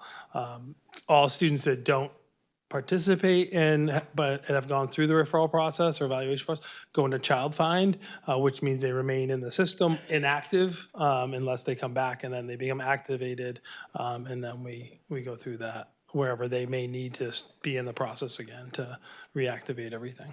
Great. And do their parents have the same rights for having those requesting the IEP be reviewed, having the same process with? Yes. Yeah. Great. Yeah, so by law, IDEA covers students ages 3 to 22. So that's our requirement. And then there may be some funding, depending on the level of services, that might come in, Medicaid reimbursement or special education reimbursement, but it's not big money. So it's. But it's not part of our enrollment that we submit to the state and in October and then get, No, you know, just, the 20% of our funding that we get from the state. as Mr. Alexander, we do report the number of students who are 3, 4, and 5-year-olds that are in our special education programs. Okay, great. And then the last question I had is, do we offer some of the other programming, like the deaf and hard and hearing program in the preschool as well as at the elementary schools listed on the slide? Yes, we do. Okay, great. Are there any other, I have one more. Are there any other districts in the state that are offering that right now? Deaf and hard of hearing, Yeah. we are the only program in the state right now. So what do people in like Berlin do if they have a deaf child? Like, because they're not sending them 3.5 hours, 4 hours down I here. don't know the town that we had a referral for last year, but it was close to 2 hours away. So a lot of times they do look at us. I don't want to judge their programming, but you know, what are they doing to access for that child? And it may be, you know, finding a sign language interpreter and having someone that does consultation. So again, I think we do an amazing job. The tools and curriculums that we've provided our signs of learning teachers is pretty solid, and they do a great job with their teaching phonics to students who are deaf and hard of hearing. It is pretty amazing. I didn't sit through the training. I've seen a little bit, but so those are, you know, just unique opportunities that we have being here. So, you know, I think we have 6 to 8 school districts that send students to us from preschool through high school. And I think we had a preschool referral a couple weeks ago, right? We were talking about, so. 2. Yeah, for our. 2 in the past Signs of Learning program. couple weeks. So, And those students will be attending New Searles and not Franklin Street. Oh, interesting. So that they could be with a cohort. Yep. So that's where the Signs of Learning program is for the elementary. So just, again, economy of scale, but they would be in that cohort and attend preschool at New Searles instead of Franklin Street. That would be great. I'm going to stay on this hearing program. Do we offer sign language for the other students in New Searles so that we can, you know, have a little bit more communication facilitation? So I would love to eventually get to having ASL as a course offered. I believe that New Searles, and I don't want to speak for Ms. Kaufman, but I believe they do a lot of integration. I think they've done some clubs and activities to try to, you know, integrate all the students. But I know certainly at our middle and high school level, it's been a significant interest of kids wanting to take ASL. That's as challenging to find a teacher who can teach ASL as it would be, you know, they're probably going to be an interpreter or a teacher of the deaf in that case. So, we haven't gone too far down that road because we really try to focus on maintaining our Signs of Learning program. But it'd be something I'd love to see in the future, is having that as a class. Dr. Andre knows I always have ideas for things he can spend money on. Yeah. So, It's just a matter if there are enough minutes in the day, right? literally, right? It's just a whole other meeting. So the last slide, we just kind of added the 2 links to the, you know, restraint and seclusion, the board policy, as well as the technical advisory that was put out. Again, just that process is, you know, first starts at the building principal once it's filled out, and then to the superintendent. There is a monthly restraint and seclusion committee that meets to review either various restraint and exclusion may come forward, or ones that Dr. Andre has seen. If there's a pattern of a school or student, may be looked at by the committee as a different lens. And then we try to provide as much feedback and training as possible to either the individuals, the school, whatever we may need at that time. Dr. Andre, and then Ms. Lampier, and And this might go into some of the questions. Just again, if you look at the statewide data, that you would notice that a couple of our schools are in like the top 5 for the number of restraints and seclusions. Can you just give a little background why those schools might be higher than other schools? Yeah, I mean, those are the schools that have our most challenging students in them, right? Our project achievement students, some of our more intensive needs students who communicate primarily sometimes through aggression because they may not have the language capability to communicate their needs to us. So those schools have had significant numbers there. We have worked diligently with Dr. Roy to try to provide training to those schools. We actually have her consulting on individual cases as needed now to look at the trauma-informed care. There's another partner we're exploring an opportunity through. Recently, Mr. Beer and I took a pilgrimage down to Malden to look at some programming they were offering down there to see if what they are doing and the partnerships they had could be beneficial to us in Nashua. Ms. Lampier, Ms. Raymond was next, and then Ms. Darling. So my question is there any difference between, like, say, the way that we report restraints and seclusion and the way that, like, Manchester does? Because I would think that the numbers, like the types of students and the numbers would be kind of similar, but I didn't see that kind of similarity when I was looking at the numbers. And I want to be fair to Nashua. Yeah, and I can't speak to what Manchester does and doesn't report. I don't know. We are following the expectation of the policy and the law for that. And I think that if a teacher believes it could be a seclusion, they write it up and they make sure it's reported. And that is to make sure that there's notification and that all those pieces and elements are there. I feel like with a restraint, where they say that even if you lay a child, like a hand gently on a child, that would count as a restraint, is one thing, but a seclusion would be like taking the child out and putting the child in a different room, right? That's pretty straightforward. So I think it's the opposite. Seclusion is more gray and more confusing to staff sometimes than a restraint. Restraint is anytime you're restricting a child from natural movement, things they're doing. What you described as intentional physical contact, it might be, Steve is, banging his pencil, I might be, just put my hand down, like stop him from doing that. We're intentionally physically contact, can you stop banging your pencil? And got him to stop, and he stopped. That doesn't go into a full restraint where you're now restricting what he can and can't do at that time. And Mr. Warren is one of our CPI instructors.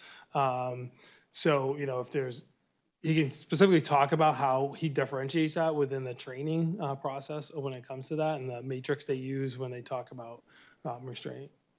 Yeah, I mean, yes, I am a CPI instructor. I have been for several years. So I teach CPI, crisis prevention intervention.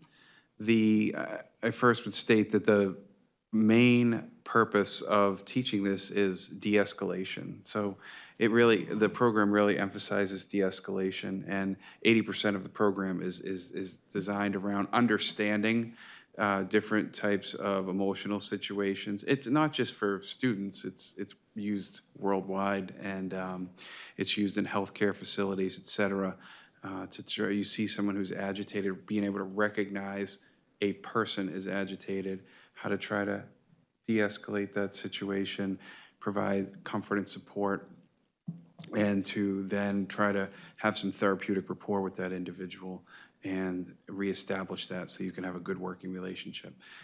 There is a component that you do get to, and I will be teaching this on Friday as well, where you have to get to physically manage someone and for their safety or for the safety of others. And that is something that, can happen within a second. But you try to be able to recognize that through your verbalizations. And if you do need to help someone regain control of themselves and redirect them, then that becomes necessary. And that would obviously result in having to fill out the restraint form. But the goal of the program is really to understand why that had to happen and have a real comprehensive view of how to reestablish the rapport with students as well when that has happened. Can you speak about the different types of seclusion?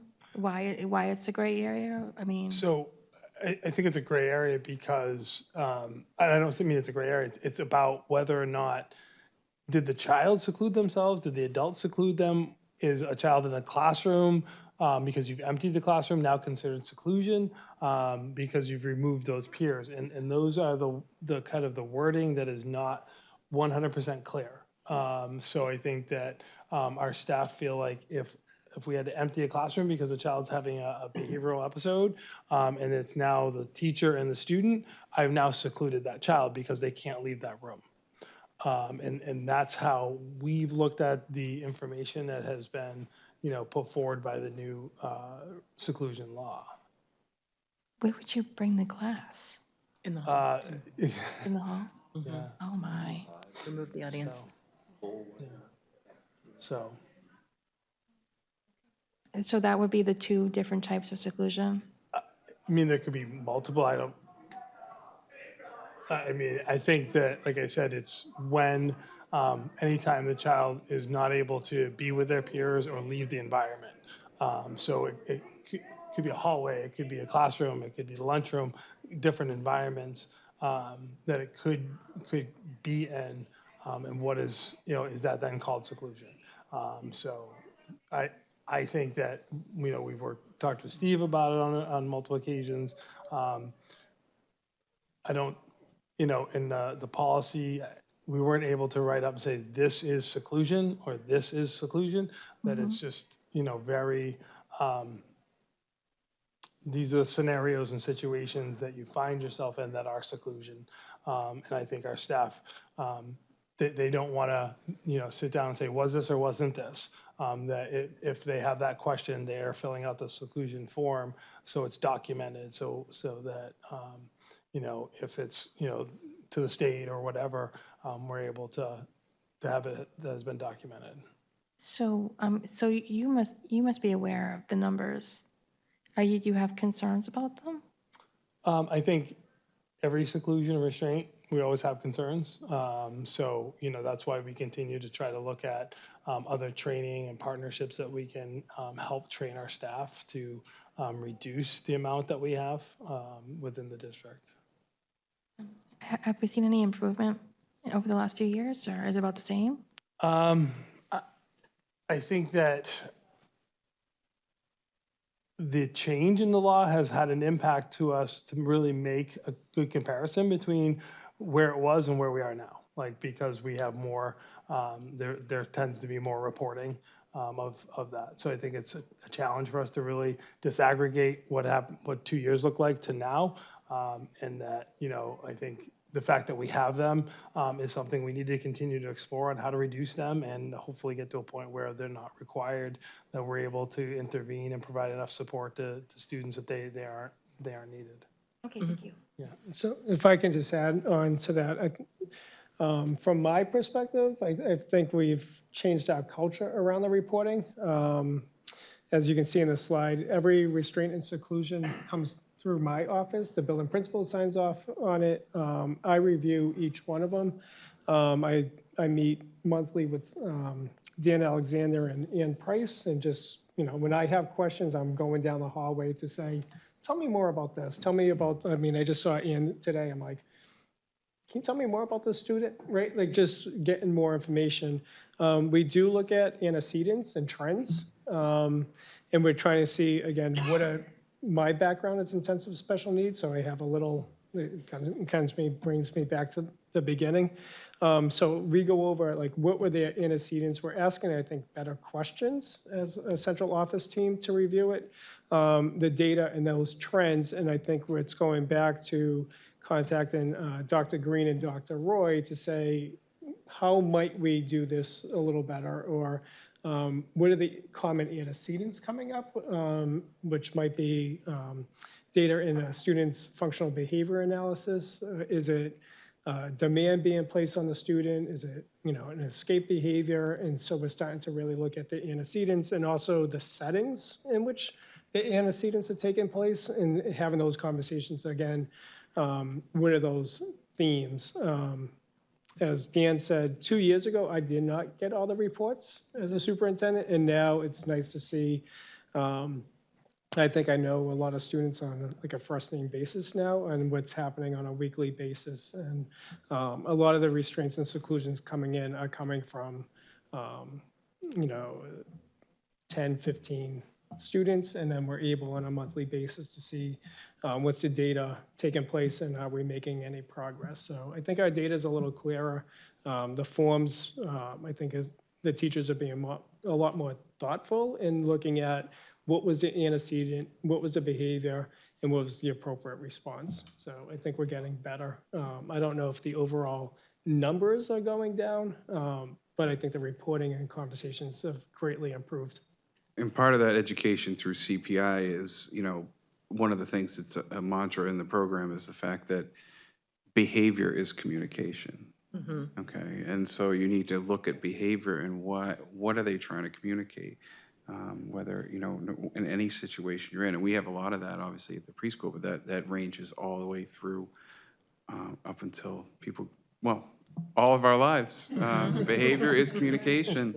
And when there's more behavior, it's anxiety, and then you have to make a decision from there. But it really emphasizes trying to look at that, like Dr. Andre was saying. I have a couple of questions. Because we're now more cognizant about filling out the forms, and I know they're new forms, but also our teachers are taking the approach that you're talking about, which is just being more aware. That's not the right word. You don't know what I'm trying to say, but it doesn't matter. I'm just going to act out in a second. I'm gonna throw something. Are we seeing more positive parental involvement because these reports are going back to the parents? Are we seeing a positive impact on the correlation between, working with the whole student? So it's not just an IEP team that's meeting like once a year, but you're actually able to have more of that parent involvement because these forms are calling attention to behaviors more often. Not that they're happening more now, it's just the conversations are happening more frequently, which I think is a good thing. Are you guys seeing that it's a good thing? Yeah, I was just gonna agree with you. Yeah, I think that there are definitely more conversations Yeah. that are occurring. I wish I could say every conversation is a positive one, but they're not always, right? Right. But it definitely has created unrealistic. more conversation around that. And, it goes to the point of like seclusion used to be a room and now it looks different. So there may be more conversation about why was the classroom, emptied, versus that may have just been something, hey, Johnny had sorry, Johnny's parents out there. We had a behavioral episode. We had to clear the classroom today. Now it's a seclusion report. They get those pieces and that, Right. all that stuff. So it giving more information back as well, I think. I know it's definitely providing our team much more information to look at, as Dr. Andre was saying, to try to help develop, better look at what we need to do to help provide our staff more training and opportunities. So if we're seeing this, we're identifying patterns, we're able to see antecedents, and we're able to utilize the proper training and resources that we have, and we're still not seeing safety issues resolved in children, we return back to the IEP. What happens next when we're looking at more out-of-district placement? Is that something that automatically happens like the next school day? What is the process in if we've hit our maximum limit within our district? What does the time frame look like for getting that student what they need and keeping them safely in the district? So that's the challenge, right? And that, if the team makes a determination that we're not able to meet the child's needs any longer in district, we are really then at the lack of a better word, because the late mercy of those out-of-district placements and what they have for availability. And I hate to say post-COVID, but I'll say post-COVID, their staffing is not good and opportunities. So we are still responsible to provide to FAPE to that child. And what does FAPE then look like? And sometimes those are the conversations we have with Attorney Bennett to say, Right. does this look like FAPE? So when we present something as an interim, is it keeping the child in school and changing programming? What can we then do for safety in that interim for the child and for everybody around them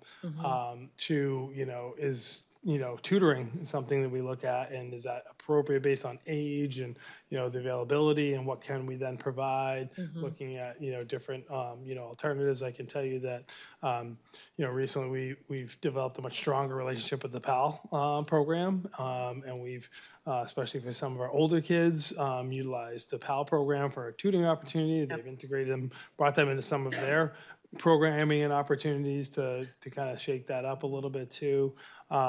So again, it's really then sitting down, like, what can we do at that time, and engaging in that with the parent, and knowing that we don't know the time frame.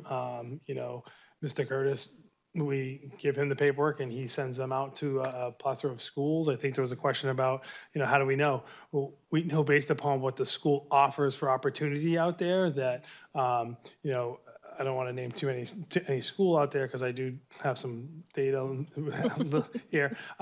But there are schools that specialize in students with autism. So we wouldn't take a child that has a serious emotional disability and send a packet to that school. We know the answer is what the answer is going to be. So we try to send them to schools we know that have students that they work with within that programming. And do you have to start off with a certain geographical range? Like, do you have to start off in New Hampshire and then get almost like denied from every school, and then you can go into a different state? Or can you look at like No, that's Tingsboro that's right away? DCYF and probation. Yeah, have to that's do that, right. right? Sorry about we that. fortunately, we tried to maintain the hour bus ride kind of radius, and that, we look at geographically miles, not like the Route 3 traffic and Yeah. construction, but, what does that look like? Okay. I was just going to add that, like, the number of programs that are out there are very limited, like Mr. Alexander was saying. And for instance, we have a student at our school that actually travels from Dover because there's nothing out that way, and it's what he chose. So it's just hard to find programs out there that fit the needs of the students. So I just want to reinforce what Mr. Alexander said is, sometimes we're at the mercy of the out-of-district placements. But in the interim, and it could take 48 hours to find a placement, or it could take 6 months.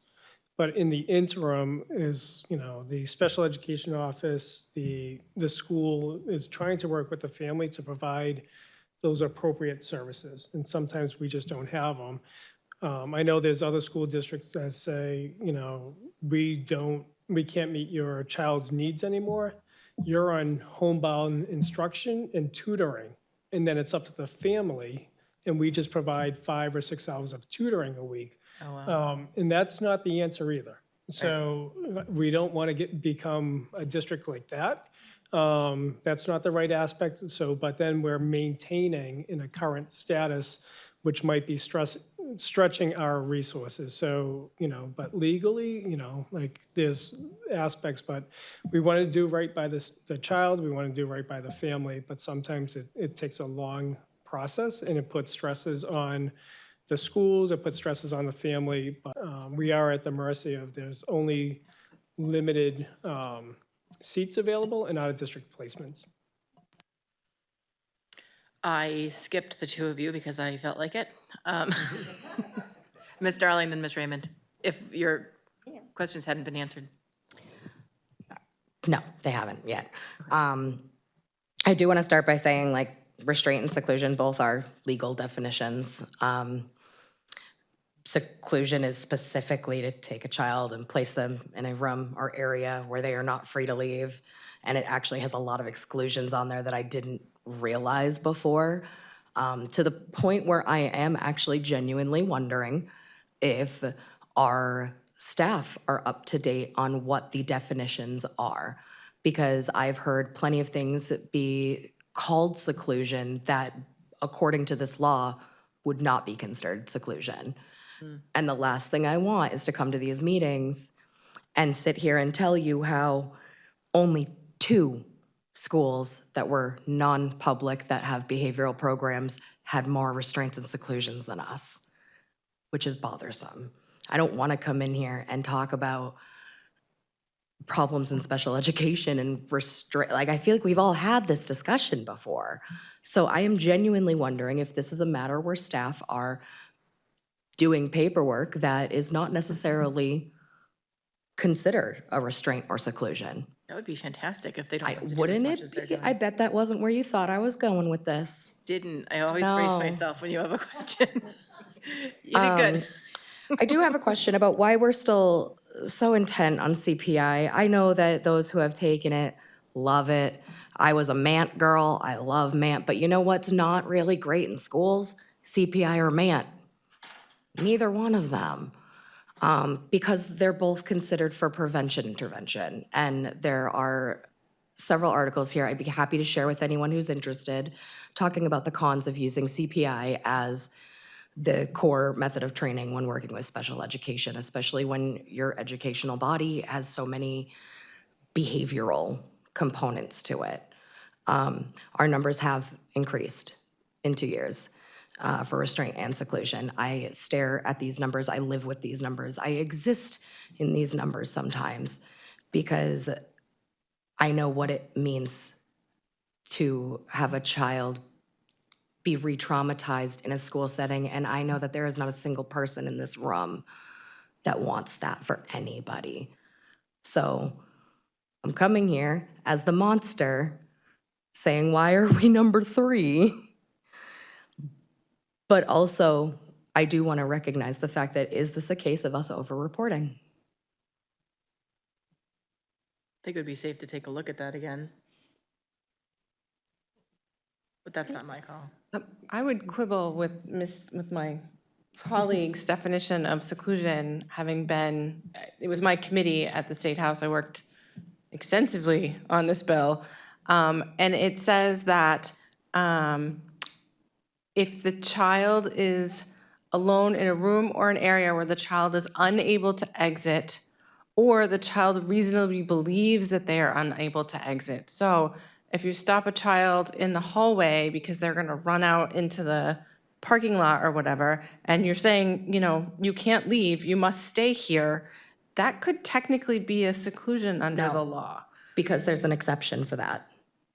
The exception states that voluntary separation of child from stressful environment or when an adult who is actively engaging in a therapeutic intervention, as long as that adult is actively talking to that child, it is not considered a seclusion because they're not alone. So I think I feel, just to, because I know us and I know we love to talk about this kind of stuff. I know that we have our students' best interest in mind, and we want to make sure that the parents are involved as much as they can be. Right. And we want the teachers and staff to be safe and also doing best practice. I just want to caution us about getting into the weeds about all of this, because I think this is a goal of the districts, is to make sure that kids are receiving the least restrictive. Right. If there are patterns that are happening that need to be addressed, I would implore administration to figure out how they're going to fix it, but I don't think we're going to fix it tonight. Right, and I would just say, like, But it is valuable to keep, to Right. be aware of. I mean, I think the testimony that we got during those hearings was incredibly moving.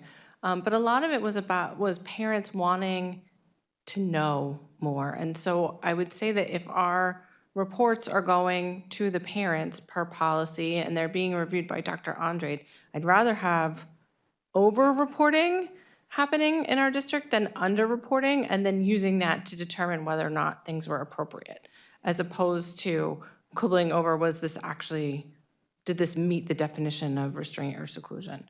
Does that make sense? Like, because I would rather have parents invited into the discussion more often and Dr. Andrade invited into the discussion more often. Would this be something that would be best addressed in a committee, like a curriculum CNE or? I'm thinking their restraint and seclusion committee that they have internally. No, for us to.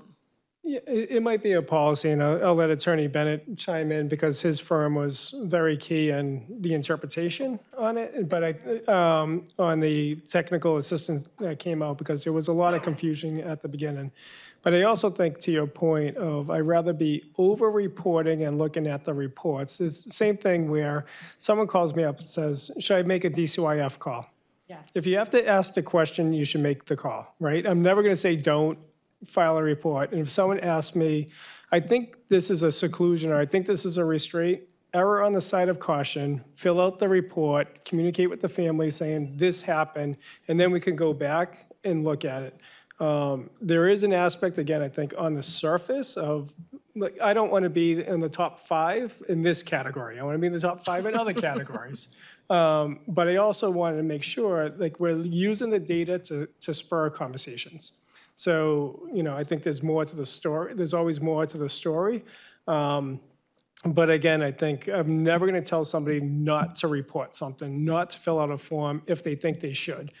So we might be over-reporting, but I think, again, I can have Attorney Bennett come into, the clarity of any kind of law. So he'll probably give you a legal answer and go from there. Not a joke? I won't give you a legal answer on the restraints. I can tell you some information that I've heard. One is that there is a serious amount of underreporting in other districts. I think Nashua does probably a little bit of overkill on theirs. I think that's a good idea. Again, I would agree that it's better to be over-reporting it and then under-reporting it. Obviously, there's downsides to under-reporting because Johnny does go home or Mario goes home and tells his parents what happened, and they come back and ask for the report, which we don't have. So, and in this day and age, there's nothing that gets done that somebody doesn't see or hear about. It's just, so I would always caution people, over-report. As long as you're reporting in good faith, then, make the report. If you overreacted, not overreact, but if you over-report, fine. It doesn't hurt anybody to over-report. It hurts for the under-reporting.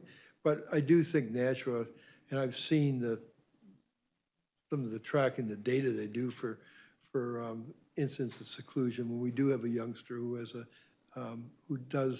is subject to a lot of seclusion or restraint, which happens. And there are some very difficult cases because when it gets right down to it, that restraint and that seclusion is all about safety for either that child or anybody else who's in that learning environment. So again, I think that the district has done a good job. I think being the second largest district in the state, I would expect at least the total number of incidents to be fairly high. I absolutely see where you're coming from. I wonder, if I remember correctly from the form that we passed on the restraints and seclusions, there's a section towards the end where Dr. Andrade, as the individual who goes through the form, you conclusively say, like, yes, this was a thing, no, this was not. Can we maybe consider bringing that back to policy, altering the wording and making it so, you know what, I, Dr. Andrade, do not necessarily see this as a legal restraint and seclusion. That way we know when we're reporting to the state, we're reporting the actual numbers. I mean, I love the idea of teachers all reporting in and over-reporting, but over-reporting to the state does not seem like a great idea. So I have the opportunity to decline the report if I don't think it's appropriate on that form. So I don't have to accept it. I can decline it. And then we have the conversation on why didn't I accept the report. So basically every report that you've seen then you would consider legally within restraint and seclusion. There's been reports that I've went back for further information and got better details on it. So the building principals know that I ask a lot of questions when things come. It's not a rubber stamp on reports coming through my office. So I will ask a lot of questions. I'll have conversations with Dan and Price, and I think the reports are getting better. At the beginning, there wasn't enough details, and as we start going through, I think we're getting better. But there has been some that I've sent back to the school and not accepted. Okay.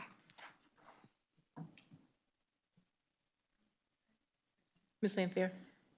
In policy last year, we changed our restraints and seclusion policy so that after Dr. Andre reviewed them, the parents would receive some kind of notification saying what would happen to hopefully prevent further restraint and seclusion, like what the outcome of your review was. And at the beginning of the year, we asked about it, and it hadn't been working. It hadn't been done yet. Is that being done now? Yeah, saw the report. Go back to the parents, and there are conversations that are taking place. Oh, that's great. I'm really glad to hear. Do the parents like this? Has it been a good reception? I can't speak firsthand. The building principals are having more of that conversations.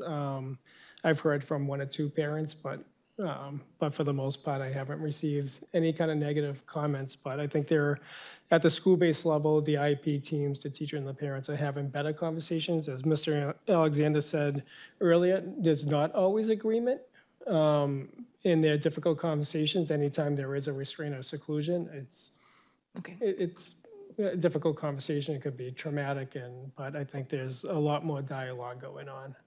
That's good. Between the school and. I'm really glad that we're doing that now. We, there were some people at the state level who had heard that we had made the change and thought it was a really great idea. So, thank you. Ms. Raymond. My question wasn't actually about the law. Can I ask a question? Yeah. Okay, great. So my question is about professional development and also staffing. So, I don't know, several slides ago, you talked about Dr. Roy, and I did go to one of her parent information nights, and it was fantastic. And I wish that we could make every person in the world go to one of her sessions, because just the way that she talks about relating to your own kids, like I immediately went home and was like, this is stuff I can use with my teenagers. So I thought it was great. So we have Dr. Roy. We just started with Dr. Green. What's going on with him? Because I saw his video that he made, The Kids We Lose, and it's just a devastating hour and a half, if anybody wants to cry a lot. But he had a lot of really good advice in the panel I went to afterwards about how to avoid getting to that point. Like not even having to de-escalate, how do we prevent the escalation from happening in the first place? So are we utilizing him as a resource? So we've had Dr. Green, and I use quotes because he's Dr. Green and then he's his foundation, right? Yeah. So we've been working with Dr. Green over the last 2 years. So we have had folks from his foundation come and talk about the Lives in Balance. We've had Dr. Green twice, right, Ann? Twice. And we do plan to have him back a third time in August. Most recent PD day, he was unfortunately had to go virtual. So he was presented virtually to the group. We would have loved to have him in person because it'd be more interactive than having him virtually. The first one was in June and provided a lot of opportunity. A lot of people chose to participate. And then we're looking at a potential 2-day training in August to have him back. So we've been using Dr. Green's firm, but we've really started requesting Dr. Green more specifically at some of the upcoming trainings through the grant. And then I know that there are waiting lists for some of the out-of-district placement, like just in general, a lot of them, because of their own staffing issues, kids end up waiting. Is there anything that the board can do, and we'll probably talk about this Saturday or tomorrow, I don't remember what the schedule is, to help with staffing, with professional development, with anything to help us to be able to meet some of those kids' needs in-house? Because like, So are if there I could things ask- that we can? If I could ask Ms. Bishop a question before we go there, because I know I have a lot of the questions that you have with answers here, as well as some from another board member. Did you want me to go through that? It's all in a shared with Dr. Andre that he could share back around to the board if you guys want it in writing or something. But I know those were some of the questions you had, Ms. Raymond as well. But I wish I could say, yeah, if you all want to pick up the phones, we can give you a list of the schools and say, please take our kids. But outside of that, that's the biggest challenge, right? Is that those opportunities just aren't there for our kids because Mr. Curtis could send out to 5 schools and get 5 no's. And then we're back at the drawing board. What are the next pieces and what are we being thought of? He's in very close contact with other out-of-district coordinators around the state, emailing to find out who has opening, who has availability, those type of things to really try to know where we may have opportunities for students when we can't meet their needs in district. We are obviously continuing to try to, like I said, find other partnerships and training opportunities for our staff to come here and provide training in our district directly. Hi, Kerry Curtis. I do just want to note, when I'm looking to place a student out of district, I do have to go to a school or a program that has been approved by the New Hampshire Department of Education as an approved special educational placement. There are a number of places out there that say, hey, we have openings. I can't place the student there because they're not approved.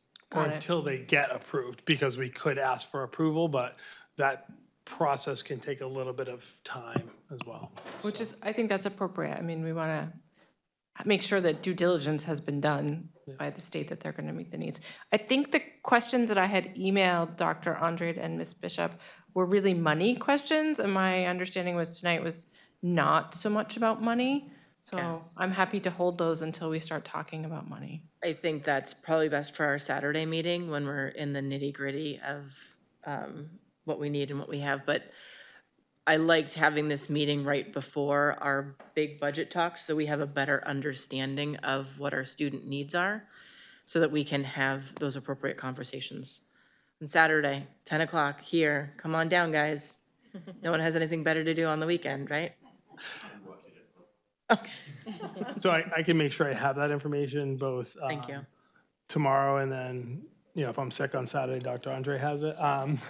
Just kidding. You're already looking and Saturday, to make sure that I have that. And again, if he wants to share, we did collaboratively create a whole kind of worksheet of the questions so that you have them. And, just like quick answer on the 2021-22, we had 2,096 students identified. 22-23, we had 1924. 23-24, we had 2114, and this year we have 2201. So we've stayed right there. That's the first one I have right there, and then I've got. And then on regarding Dr. Roy, we had 77 respondents out of 126 participants. And everyone, I would say, strongly agreed or agreed with his presentation being positive. I think the feedback was more around the virtual versus the in-person, because they didn't get that, like you said, interaction kind of after. So, and then there's a bunch of other financial questions that you had that are in here, as well as some stuff if we didn't answer, Ms. Lanfear, tonight, it's here as well, that I'm happy to share. So I think what we'll do, I'll let you get to your question in one second, but both of your questions were fantastic. They've answered all of them. We'll make sure that they're in the packet for the Saturday, in the packet for Saturday, so that everybody can have access to them. I obviously can't forward them out to all of you because I follow the law, and the law follows me. So continue on, but I just want to know, these people don't know what you guys are talking about. It's just me. Oh, okay. So I feel like I'm having a very one-sided conversation with me, which I love, but.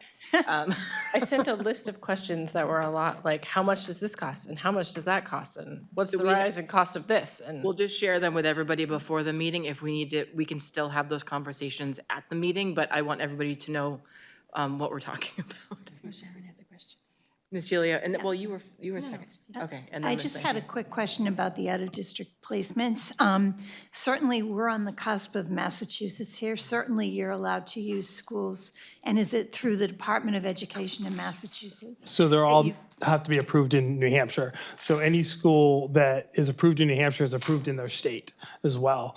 So if there is a school that we were to reach out to, they're not a state approved, and for some reason we felt that was appropriate, then we would work with that school to find the process to become New Hampshire state approved, and making sure that they have approval in their state. I'll give an example. Before DHHS pulled back out of further placements, I think Tennessee was an example, and that was in the news as well, right? There were programs down there that were not state approved by Tennessee Department of Education. So it was very challenging that we had to walk through a lot of processes, actually be in court and share that with the judge and the people on the phone that you're not state approved, we can't find it, what's going on, so that we could get the state approval here in New Hampshire to then write the IEP, have that come up in our special education system and everything.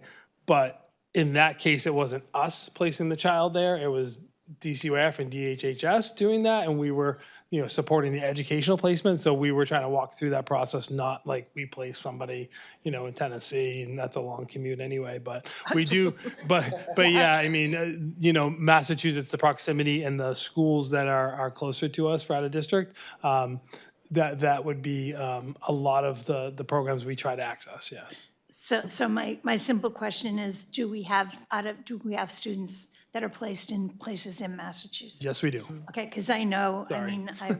I have another career in Massachusetts. Yep, I'm a we do. Massachusetts educator, and I know of a lot of really good programs there, and I would hate to think that we had to stick just to programs in New Hampshire. And understand that when, you do see this information, like, we did not identify any school for a tuition increase. We did not break down how many students we have at each individual school, because we are trying to preserve the confidentiality of those students, and breaking that down, and the school that students attend could lead to someone knowing who a child would be, so. Right. Thank you very much. That makes me happy. Ms. Lampier?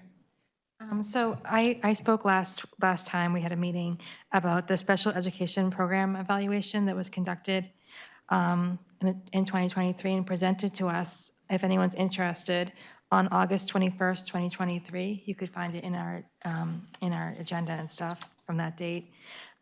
So I had a list of questions, and I emailed them to you guys. And a lot of the recommendations centered around stakeholder involvement and having an advisory council, a steering team, a bunch of people to kind of set goals for our school. And I'm just kind of wondering what happened with that, and who would be considered a stakeholder. The focus groups were supposed to include stakeholders, and they were supposed to be at the elementary, middle, and high school levels. I was wondering who was included in that. So I did take your questions and put it kind of in that whole packet as well. So if we wanted, I don't know if you want us to get into that again tonight or have that as part of that other information, but we continue to look at that report and use that report. I think the one area that we know we need to improve upon is looking at that parent stakeholder group. And when you say stakeholder in that regard, it is parents. It's how do we frame who would be involved in those groups and opportunities. Would it be one large group? Should it be smaller groups? And all those type of things. We did initially engage in looking at that over a year ago with PIC, and this is not bashing PIC if they were watching this. I don't want them to think that by regard that, they used to offer that opportunity to support districts for free. And we engaged in conversation with them. The quote that came back was over $10,000 for them to support that to us. We did not have that at that time. So we are looking at the opportunity to try to create that on our own. And it's part of that. If you wanted to continue to be part of that, when you see it, let me know. Mr. Beard did outline, he has some experience back in his work when he was in the Department of Ed in Mass in Louisiana on framing those. So we're gonna lean a little bit on Mr. Beard on helping to frame out what those parent stakeholder groups look like. But we have other stakeholder groups which involve teachers and looking at different pieces within the district already? Let's see. I think that's pretty much the main question. There's also mention of an advisory council and a steering team. And I think those are all great recommendations to look at, but I guess we'd have to really sit down. I think you, at the end of yours, kind of had some great recommendations about coming up with and formulating a plan and what is really needed. I know Dr. Andre has its own advisory committee, so do we have to have another advisory group, or is that something we should do with the parent group? I think they point out a lot of good things within the report, and then the recommendations are a lot of committees and a lot of groups, and I think it's just a matter of what does the timing look like, what are the opportunities, and how many groups are too many groups, and do we need all the groups, or should they be combined for the same kind of efforts to review pieces? Okay. All right. That's a good answer because they did mention a lot of groups, and I know that our district is overstretched in many ways with our personnel and parents. I mean, some parents do want to be involved. I don't know. I mean, this was presented in 2023, and I am somewhat ashamed that I fell off the wagon here because I remember talking to you about it back then, and I didn't follow through. But have we made any effort to reach out to parents? And if we haven't, then how can we at least think of how that can be done? Yes, I think that we need to formulate that parent group. I would like to have something in place, before the state tells us we have to have something in place, because there has been a House bill, Ms. Raymond, right, kicking around about that being a requirement of districts to have some type of a parent advisory group. So I'd like us to have something that is for us before we get told what we have to do. So that is definitely something that is a priority for us to work on. And I would concur with you. It's always on our mind, and we review that in a lot of pieces I there. mean, But if parents are watching tonight and they're interested in doing this and they can make the time commitment, if they reach out to you, would you beer, respond? tea, yeah, absolutely. They can reach out to me, and certainly we'll start compiling parents that are interested in that, and start looking at those pieces, and do we want to break that into 3 groups or 1 group? As you remember, we did have some parents that came, and it was a different organization, and I think that group was really wanting to focus more on training than having like an advisory council. So that was another piece that kind of held us up there too. So if I could be so bold, I think there's 2 things. In the immediate, we want anytime a parent or a guardian or a community member has a question, they should contact Alexander D. at Nashua. Yes. But really, I think communication should be open at all times. But our goal is to have an advisory in place for the start of next year. And so then that gives us time, as Dan alluded to, just what is the charge of that committee? Because it shouldn't be, in my former state, we had special education local advisory committees, CLAC teams, that had a certain charge to it. So when you came and you volunteered to be on this committee, you knew you had a dual kind of focus as a parent, but also as a learner around special education. It was really, how do we improve systems as opposed to look at individual cases, which is different forums as well. So we'll have those protocols in place, and we'll have an advisory group in place for the start of next school year.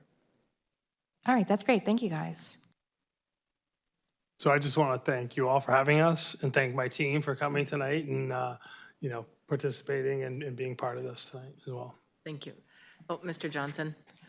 No, I just wanted to comment that on the successes you've had.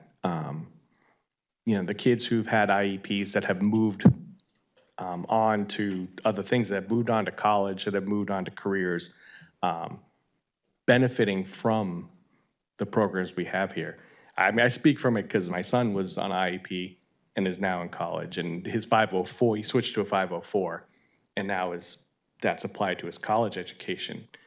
And he wouldn't be where he is now if it wasn't for the Nashua school system and the special education. So I thank you for helping these kids succeed beyond schooling. I thank all the teachers out there. They're the ones really doing the hard work. So, thank you. Thank you. So I just have another kind of comment, like through all of our conversations, really, I think that there's been a big shift in using a four-letter word that not everybody appreciates, data.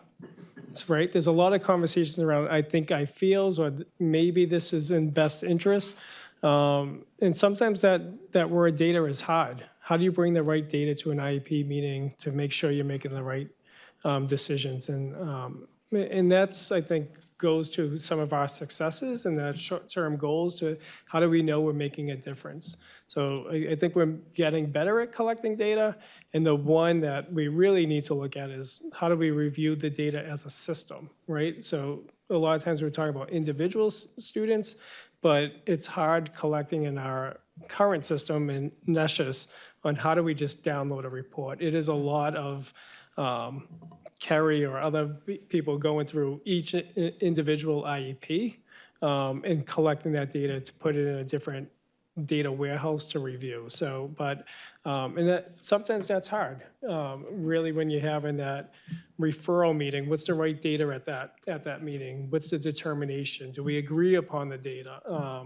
And that sometimes becomes a tense conversation. So, but we're getting better at that. And how do we collect it? And even when a student is referred to special education, doesn't mean that we stop taking the data. So, and I think that's important too. So we are really having some better conversations, but it all comes down to how do we know?